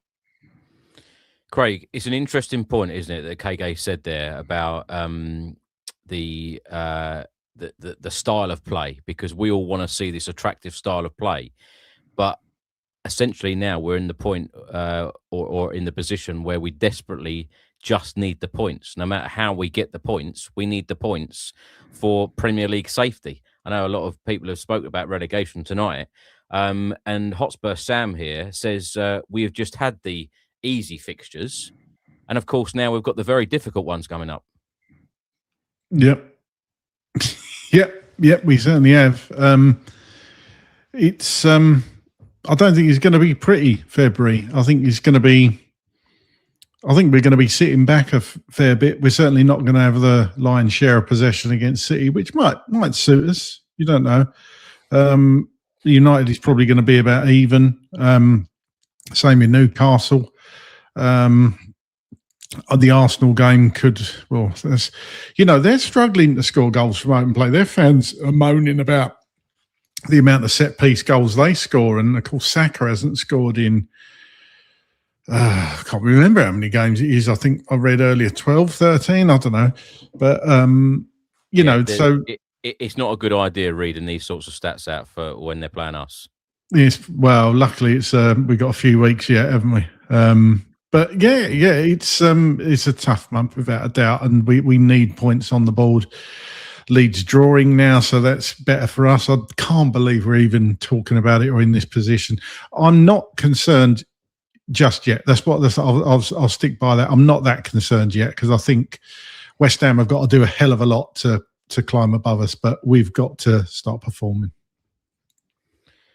KK, what are you expecting on Wednesday in the Champions League? Surely Spurs, we have to go there and win if we want to finish in the top 8. It'd be guaranteed, but anything but a win. We could be playing 2 more games in Feb for this playoff. What are you expecting? Because Frankfurt have got nothing to play for. Yeah, I mean, I think if Thomas Frank has a chicken schnitzel sandwich, I think we'll win. So, I mean, he's in Germany, so if he doesn't have one, I'll be very surprised in the press conference. We need a win. Yeah, I think we just need to get that win, whether it's pretty or ugly, it doesn't matter. Just get the win. Go through to the next stages. 2 less games we don't have to worry about, considering we have about 1,000 players injured. Honestly, at this point, I might also put my boots on and go and play, even though I'm rubbish, but I'll volunteer. Just get the win, move on to the next, then focus on the next sort of, hard fixtures and then see where things go. I'd say we need to win. Yeah, we need to win, ugly or pretty, it doesn't matter, just win against Frankfurt. And then. Absolutely. Yeah. KK, thanks so much for joining us. I think it's your first time on this channel, isn't it? No, I was on here I think maybe a year ago when Ange was in charge. So. Oh, okay. Great to have you back on. Great to have you back on, and come back again soon. Absolutely, will do. Thanks, chaps. Have a nice evening. Thank you. Thank you so much. KK. See you later. Bye. Right, we're now going to go to Krish, and then we're going to go to our last guest, Darren. So Darren will be with you very soon. Krish, good evening. How are you? Hey, good evening. How are you guys doing? I'm fine. Thanks. Yeah, very good. Very good. Hi, Krish. How are you feeling right now? Man, it's really bad. Almost hopeless. So, there are 3 points I want to talk. First thing, coming to the board, they're not gonna sign us Rafa Leao or Julian Alvarez. We can't expect these signings. So the board won't do anything. So we leave that. And second, coming to Thomas Frank. Okay. Tell was playing so well 1 week ago, and he got benched. Okay, and then he's not in Champions League. and then he didn't start the game again. I don't understand what Thomas Frank is doing really. Everything is looking so negative. I don't see any positive signs from him. That's my problem. And then why don't he use two strikers? There are not enough crosses into the box to score goals for the strikers. Sometimes no one also anticipating a goal. No one is smelling the goal. We always called selfish player, but I would like to see some selfish players in Tottenham. Want to be a top scorer or something like that. This is. I heard he's a Mr. Flexible, but I can't see any tactical flexibility. And coming to the box, every team is scoring bangers against us. The defending is very passive. Everyone is taking shots from the edge of the box. So Thomas, we had a decent players, man. Thomas Frank need to use them properly, And we should have sacked him when we lose 5-3 to PSG. But 5-3, suddenly everyone sees 5-3 as a good result. It blew my brain at that time.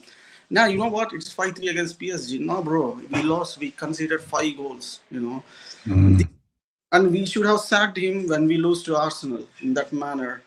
So it's already gone, man. The season is already in the Premier League with Thomas Frank. We won't go anywhere. I want to do well.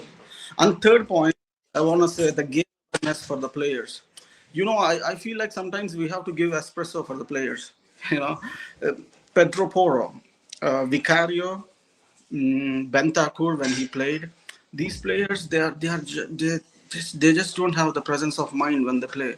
The simple mistakes, simple errors. No team is giving us free goals, bro. No team is giving us easy goals like we concede. That's very disturbing when we watch Tottenham. Yeah, Xavi alone is free, Xavi is free. Even Maresca is free. We need to get one of these managers. Otherwise, we're gonna have a relegation battle very soon. In February, as many people writing in the comments, we're gonna get 0 points. Chris, JJC 651, very good point here. If someone could just explain exactly what our game plan is. What is our game plan? What is our style of play? No, we don't have any game plan. Set pieces. You have to go set pieces or crosses.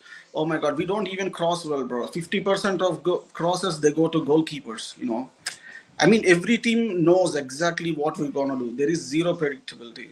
We don't have a game plan. We sit back, but it's not like Allegri or Conte sit back. Yesterday, I have seen Milan versus Rome. Rome played very well against Milan, but Milan blocked their shots. It's okay you play that kind of a game, but you need to defend well. You need to block the shots, not just sitting back. I don't know how to explain that. And Thomas Frank, I know maybe back in the room, he will tell players, look at these guys. Our stats are very good. Like he always sees, look at these stats. We are doing very well. We have this much possessions. We need to keep doing this. Bro, our defenders are scoring goals, as I said, we need signings. Board doesn't do that. But with the players we have, we can play much better. That's the point. And Thomas Frank doesn't have any game plan or any flexibility, I would say. And also, I want to talk about the game awareness. The first goal which Burnley scored, it's an absolute joke. And also a few months ago, when Vicario did that mistake against Fulham. Okay, Vicario did a mistake, but our defenders are looking. They're just looking. No one, not even one player, want to go back to the box and try to do something. It's out of hands. I can feel. We don't need an interim manager. We need a proper manager. At least we can go into the deep in the Champions League. At least we got that in hand. At least we want to play playoffs for sure. Maybe we can play a quarterfinal or semi-final and end up at 9th or 10th in the league if we play well. We can hope for it. We don't need an interim manager. We have a decent squad, guys. Kulusevski will back. I think we need a new manager. Xabi Alonso is free. We had 9 games in January. We have a FA Cup. And they should have sacked Thomas Frank by December, and honestly. They gave him time. FA Cup is our only way to play in Europe next season. But we lost that too. I don't know where board is going on with this. Chris, you've mentioned a handful of players there. who excites you in this squad? And so far this Premier League campaign, who needs to give more in your opinion? Spence is amazing. That guy has a presence of mind, game awareness. He can dribble, he can play right, he can play left. He's very cool. Even last year when Salah was on prime, even Liverpool scored goals against us. But he's very good. He plays with the mind. Spence is very good. Porro is very easy to beat, but the guy gives 100%. So it's a kind of yes or no. I like Porro, but there is no, I don't know how to explain. It's like you are going on a traffic and you go when it's red. That's Tottenham players. I don't know how to explain. It's simple mistakes, errors. If you see Vicario again and again, I mean, Onana got a lot of criticism last year, but Vicario is very close to Onana. Spence is doing good. Tell is doing good, but one point is Tell always want to score back. He's always looking to score that one-touch goal. With the style of kind of Mbappe style, he needs to be a little simple in the box. Sometimes he can score. He has the potential to score 15 goals a season, but he keep it simple. He's little flamboyant in front of the box. That's what I feel. But he's doing good. After Kudus, he's the only one, doing some tricks and taking the ball in the attackers. And Simons, he starts but after 30, 40, 50 minutes, he plays the game. He needs little time to see shots for him in the second half of the game. And and Gallagher needs time to gel with the team. I don't think team has a chemistry too, because many times when the mistakes happen, no one is covering no one. That's my problem. You need to play for your guy, your partner. As I said, the Fulham, go and watch go and watch the Fulham, the Vicario's mistake. Vicario made a mistake, yes, but defenders are just looking in the sky. They are not reacting. Oh, our goalkeeper is not there. We have to get back. That nothing happened, The dressing room, I think everything, I feel it's negative. It's so much negative around the club. And the booing, I don't want any person to get booed, because it's not good for him. Yeah, he keeps smiling at the press conference. I know it hurts him. It hurts his family. I don't want personally to abuse Thomas Frank, but I'm sorry for him, but he's just not good enough for the Tottenham. That's what I believe. Yeah. Yeah, Chris, last one from me. What's your favourite sandwich? Every sandwich. I eat everything. So, but it's not a right food for the health or everything. It's not so healthy. I thought I was getting things back on track, and then Craig had to go there with the sandwiches again. You got to ask. We have asked everybody after the. I don't even know, how did we get on the sandwiches? God. Well, we do. Thomas Frank. Again, I whole fan base. Ange Postecoglou came 17th, but Archie Gray played as a defender. He did the math from February, March itself. We just concentrated on Europa League. People say maybe it's just Europa League, but go and check the comments on the Frankfurt game and the Alkmaar game. Everyone expected Tottenham to lose. Even after we beating on Bordeaux, I have seen the comments. Tottenham gonna bottle it. Ange did something terrific, man. I mean, the guy is a legend. I just want to personally give a shake hand to him one day. He's a legend, cult legend for us. Yeah, he deserves a third season. We deserve a third season from the Ange. And also the media trying to back Thomas Frank, because, your haters, your enemies always tell you are good when they want to see us down. I mentioned.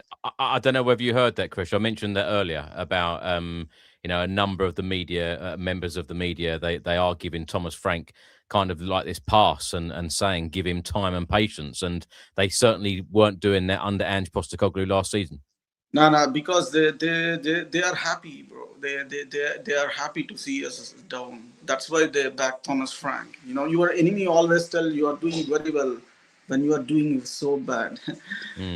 Yeah. They're not happy when Tottenham is playing in Europa League final, because Ange did something which no one expected, winning a Europa League title.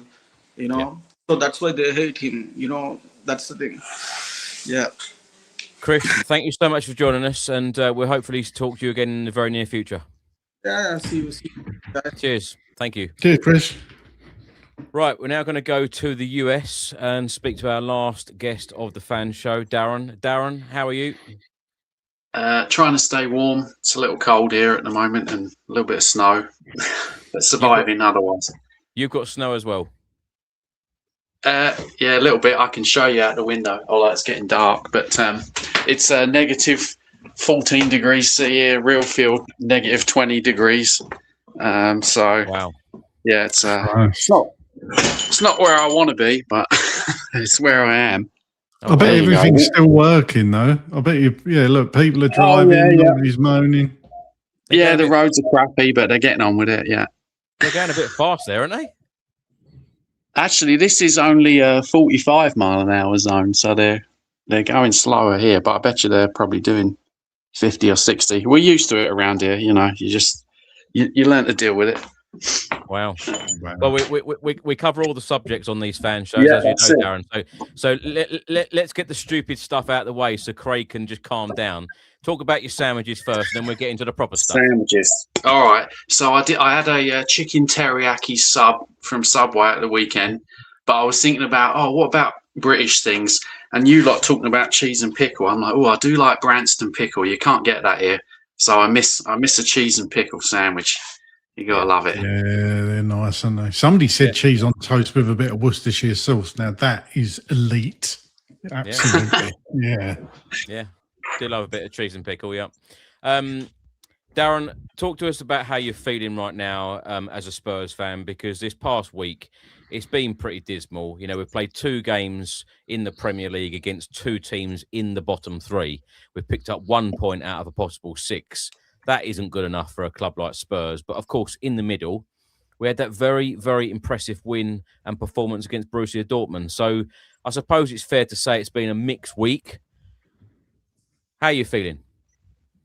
Yeah, it's really strange. It's a tough one because it's sort of up and down. And I was thinking after the Conor Gallagher signing, I'm like, okay, that's pretty good. That's like positive. And I'm like, now if we can go and get a result against West Ham, we can build a little bit of momentum, and then that all comes crashing down. And then, we're up in the Champions League. We're in the top 8, which has blew my mind because I sort of haven't been paying attention to that. I know we've been winning and we've been doing all right. So that's kind of positive, but by the same token, it's like, I don't think we're going to win the Champions League. As soon as we come up against the PSG or the Bayern Munich or one of the other English teams, it's probably going to all fall apart again. So, and then of course Burnley, I sort of thought, you got to get a win there. Surely you got to get a win. And I couldn't watch the game. I watched the highlights, but I was following like the scoreline, and I couldn't believe it. But Burnley are ahead, and I'm like, this is just classic Spurs. Like, you despair. But it's interesting to see the comments about that Burnley game, because like I said, I could only see the highlights, so that sometimes doesn't tell the whole story. But what I did get from the highlights is that Spurs defensively were terrible, which was very strange to me because we've got one of the best centre-back pairings in the Premier League, in my opinion. But we're also pretty good in the attacking third as well, from what I saw, which we haven't seen a lot of. I do think Solanke makes a difference because he brings the hold-up play that we don't get from Richarlison. But obviously, the thing with Solanke is he's not like match sharp right now. Should have had maybe a goal, maybe 2. I don't. And that's the problem. We're relying on Van der Ven and Romero as our top scorers. It's bizarre. It's utterly bizarre. Darren, how do you think Matisse Tell feels right now? I mean, I think my sense from him is that he's young and he's hungry and he wants to make an impact. And that's good. But like your last guest was saying, he has that rashness about him, which is why I think we can't rely on him. I think he's a great option to have off the bench because he brings that unpredictability. But again, like your last guest was saying, he tends to like snatch at shots and he wants to, pull off these amazing goals and things. He just needs to bring a little more control to his game. But yeah, I'm sure he's frustrated, but he's only 20, 21. So I think as much as he might be frustrated, I think he has to realize that he's not at that point in his career yet where he's like a nailed down starter, in my opinion. And I'd definitely rather play a fit firing Solanke over Tell. But, I think he has a bright future ahead of him. It's just a question of, is he patient enough? And are Spurs going to give him the opportunities enough to show what he can really do? I think he's done really well for France, hasn't he, for the under-21s? He's really him and Odegaard, actually. So, I don't know. It's a tough. He's definitely talented, no doubt about it. But is he patient enough to wait for Spurs to make him the main man? And I don't know if he is or not. Darren, how do you see these next couple of games going? Of course, we're back in Champions League action on Wednesday.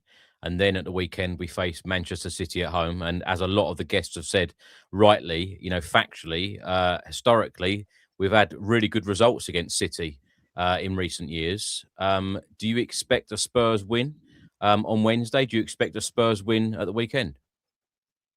Well, we had a good result we played Frankfurt last year, right? We needed to go to theirs and win, and we did. I mean, it wasn't brilliant, but we got the job done. They're not doing too well. Technically, if we can beat Dortmund comfortably, granted it was against 10 men for a large part of the game, but there's no reason we really, I know we talk about there's no easy games and all that, but I think we really should be able to comfortably beat Eintracht. And if we can't, we got some serious problems. Man City is a different prospect, I think, because we lost that air of invincibility. They hadn't beaten us at the Hotspur Stadium for I don't know how many since we started playing there, and then they've had a couple of results since then. So now that's gone away. That kind of hoodoo, and they're doing okay at the moment. Obviously they had a poor start to the season, but they're sort of starting to get up there. They're catching up to Arsenal. They're building momentum, so it's going to be a tough game. But the one plus is they're not going to sit back. We traditionally really struggle against teams that sort of sit back and let us have the ball, and we maybe do better against teams that are coming at us where there's space to get in behind and all that, and we can have a go at them. So I don't know. It's just so hard to predict. I don't know what Spurs is going to turn up, and is it a Spurs that's going to play 45 minutes? Is it going to be the first half, the second half? Do we give them a couple of goals lead for the fun of it? I don't know. I'm not a betting man, and I wouldn't want to be for this one. Let me ask you. Let's finish on. I was going to say a positive, but I'll ask you both the same question. Who will be the Spurs manager at the start of next season? So opening weekend of the Premier League campaign, 26-27. Who is going to be in the Spurs dugout? Craig, you give me an answer first. Pochettino. You confident of that? I just think he's written in the stars. I think if you want something bad enough, it happens. That's what positive thinking. I want Pochettino back.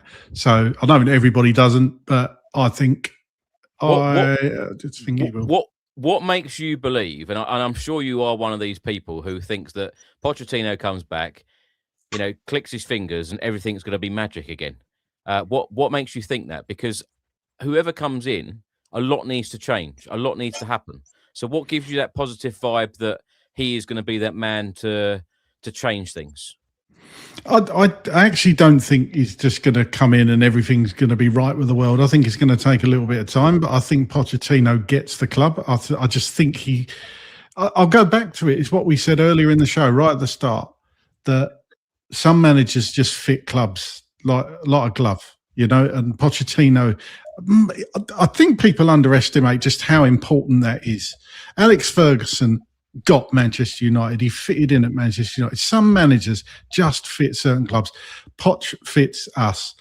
And in my opinion, he would be one of the only people that the fans would give a bit of leeway to. And I think he's a good coach. And I think these players just need a different direction and a different voice. And you got to remember, Christian Romero, he's close with Poch as well. So hopefully he can come back. That's just my opinion. Yeah, Dave says here, Poch had Dembele, Kane, Son, Eriksen, Dele. That's why he succeeded. He developed some of those players, though. He did develop some of those players. People that passed that, he was a good coach. He was a good coach. Yeah, very good Still is. manager as well. Yeah, exactly. Darren, same question to you. Well, I'd like to come out with something original and different, but I'm honestly going to steal Craig's answer and say it's going to be Poch. But that's why I think they're probably not. That's why I think they're reluctant to sack Frank, because it's like they don't want to bring somebody in knowing that they're going to go after to Poch, in the summer after the World Cup. So just kind of keep everything status quo for now. But I don't know. It also depends on what happens. If things go from bad to worse here, then I think they'll have no choice. When you start slipping into a relegation battle, we've seen this so many times with so many teams over the years. Like Everton is one that springs to mind. They're just in absolute free fall. They're down and out. You got to bring somebody in and turn it around. So I just don't know. Like I wish I had a crystal ball, but this I couldn't predict to save my life. Who knows where it's going to go, what direction we're going to go. Do you know my thoughts on Pochettino coming back? I think that he will come back one day. Whether it'll be this summer, let's wait and see. But what I could say very positively about him is the fact that even when he was at Chelsea, you saw week by week, month by month, there was improvements, there were positive signs, and that's exactly what you need to see as a manager. And although I say, someone like him is not going to just click their fingers and everything's going to be great again, you would certainly see positivity, going forward, and you would see changes, and that's what you want to see when a new manager does come in. So I think there's a big couple of months coming up for us. I will say he was a bit hard done by at Chelsea. I mean, I think they were a bit of a mess, and they had like this giant squad, and what was he supposed to do? I think there is a thing of having too many players. We don't have enough. Yeah. They had like two squads. I think he was a bit hard done by there. Yeah. Darren, thanks as always for joining us. Hopefully we can speak to you soon. Hopefully we can be smiling a little bit more and talking less about sandwiches than the actual football. Yeah, all I'll say is I don't know. Is it backwards or not? I don't know. Keep calm. I agree with that. Drink tea. Yeah. Absolutely. That's what Thomas Frank keeps telling us. Just stay calm. Yeah. Keep calm and drink tea. Yeah. That's what we'll do. Yeah, and hope for the best. Come on, you Spurs. Yeah. Thank you, Darren. We'll speak to you soon. Cheers, mate. Cheers. See you, mate. Craig, just for the next 2 minutes, just want to try and review the show of how many people we have spoken to. I think it's pretty clear how people are feeling about Spurs right now and about Thomas Frank. I think a lot of people feel the same way as we do. Yes, amazing. Well, it's not amazing. We shouldn't be surprised, really, because I think, it's not even a straw poll of the fan base, is it? I think a majority of the fan base want Thomas Frank gone now. And it is just on a human level. It's horrible probably to hear that for him. And I still maintain it's not the person. It's not the person. I like Thomas Frank, but I just don't think he's right for this club. And I think you have to put your voice out there and just say that, Do you think there's a part of him that has actually thought since joining us in the summer? Do you think there's a part of him that has actually thought to himself, am I the right fit here?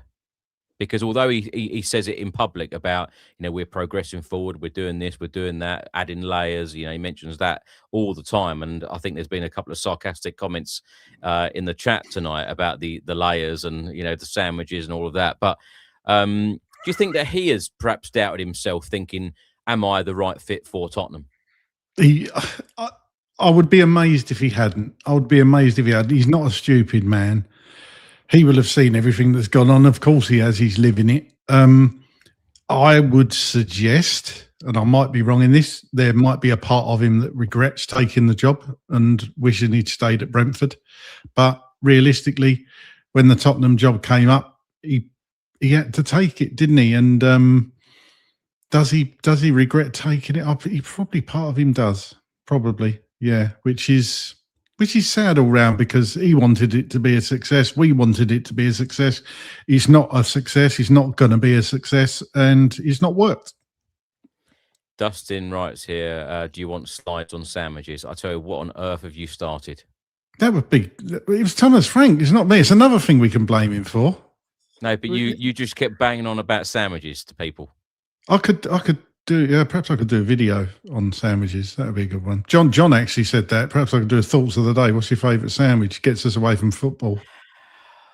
Yeah, perhaps match the player, or perhaps match the manager to what sandwich they would be.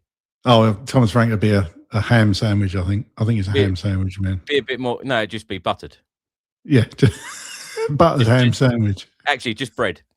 I love this. I love this comment. That's a channel. that's the second channel. No, don't blame me. It was nothing to do with me.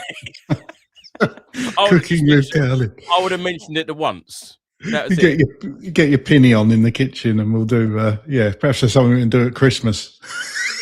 Cooking with the Cowlins at Christmas. Match of the spread. Match of the spread. Yeah, stiff bread sarnie with no filling. I'll tell you what I like as a sandwich as well. I said chicken bacon mayo is my favourite, right?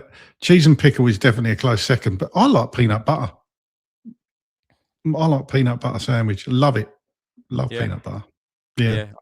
I think that's like the sort of sandwich you have when you're like, 8 years old or something, Craig. I don't know. My dad, who was, I called me dad anyway. He was American. He was from Oklahoma, and he used to have. He always used to call it peanut butter and jelly. That's what he called it. And any Americans watching would know jelly is jam, essentially. So he used to have them all the time, and it kind of rubbed off. So, yeah, love a peanut butter sandwich. Do you know what? I'm absolutely staggered. The fact that how many times do we do these fan shows and we always say, let us know how you're feeling as a Spurs fan right now. And, yeah, we get some comments coming in, right? But we start talking about sandwiches, and the comments are like, bang, bang, bang, bang, bang. Comments have gone mad. I've learned so much about our viewers tonight, all the regulars. Yeah. If we ever meet you, I know what sandwich to get you from Tesco's. I don't know. Right, Craig, lastly, predictions. Yes. Predictions from you. Wednesday Champions League game. We've been asking the guests, but let's talk about the Champions League game on Wednesday. Frankfurt away. They've got nothing to play for, as we've said. The Manchester City game at the weekend. How do you expect this week to go? Because I tell you now, particularly after that, that what happened on Saturday, performance, result, the abuse for Thomas Frank, all of the chants, etc. He needs a good week. Thomas Frank certainly needs a good week as Spurs manager. Yes, he does. Frankfurt, people could say like they've not anything to play for. Sometimes that's just as dangerous as having something to play for. So I think it's still going to be a tough game. I remember we had the discussion before you went out there last year. It's actually quite a hostile atmosphere at Frankfurt. Yeah. So it's not going to be easy. I think it's going to be 1-1 on Wednesday. Premier League game against Manchester City at the weekend. Sadly, I think we're going to lose it 2-0. Yeah, you're absolutely right on the atmosphere front. Frankfurt, that is, it's a very, very noisy place. Great atmosphere inside that stadium. Should be interesting. I'm hoping for a very, very positive week. I'm going to go now because we've been recording for nearly 3.5 hours. This was only meant to be a 2-hour fan show, but a lot of people had a lot of things to say and get off their chest today. Thank you so much for all the guests coming on today. And please do remember that if you'd like to get involved in one of these fan shows, it'd be great to talk to you wherever you are in the world. TottenhamFanChris@gmail.com. Get in touch with us and we will send you the link to join on the next one. I'm going to go and pack my bag now for Frankfurt. Let's hope that we can get 3 points in the Champions League and stay in the top 8 so we don't have 2 extra games in Feb. And yeah, let's hope that it is a very positive next 7 days in the transfer window. And let's hope that it is a very positive Feb. And Thomas Frank can somehow turn this around. You know, many doubters at the moment, but let's wait and see how all of this pans out. Thanks for watching, everyone. Thanks for listening. Craig, thank you so much. And come on. No worries.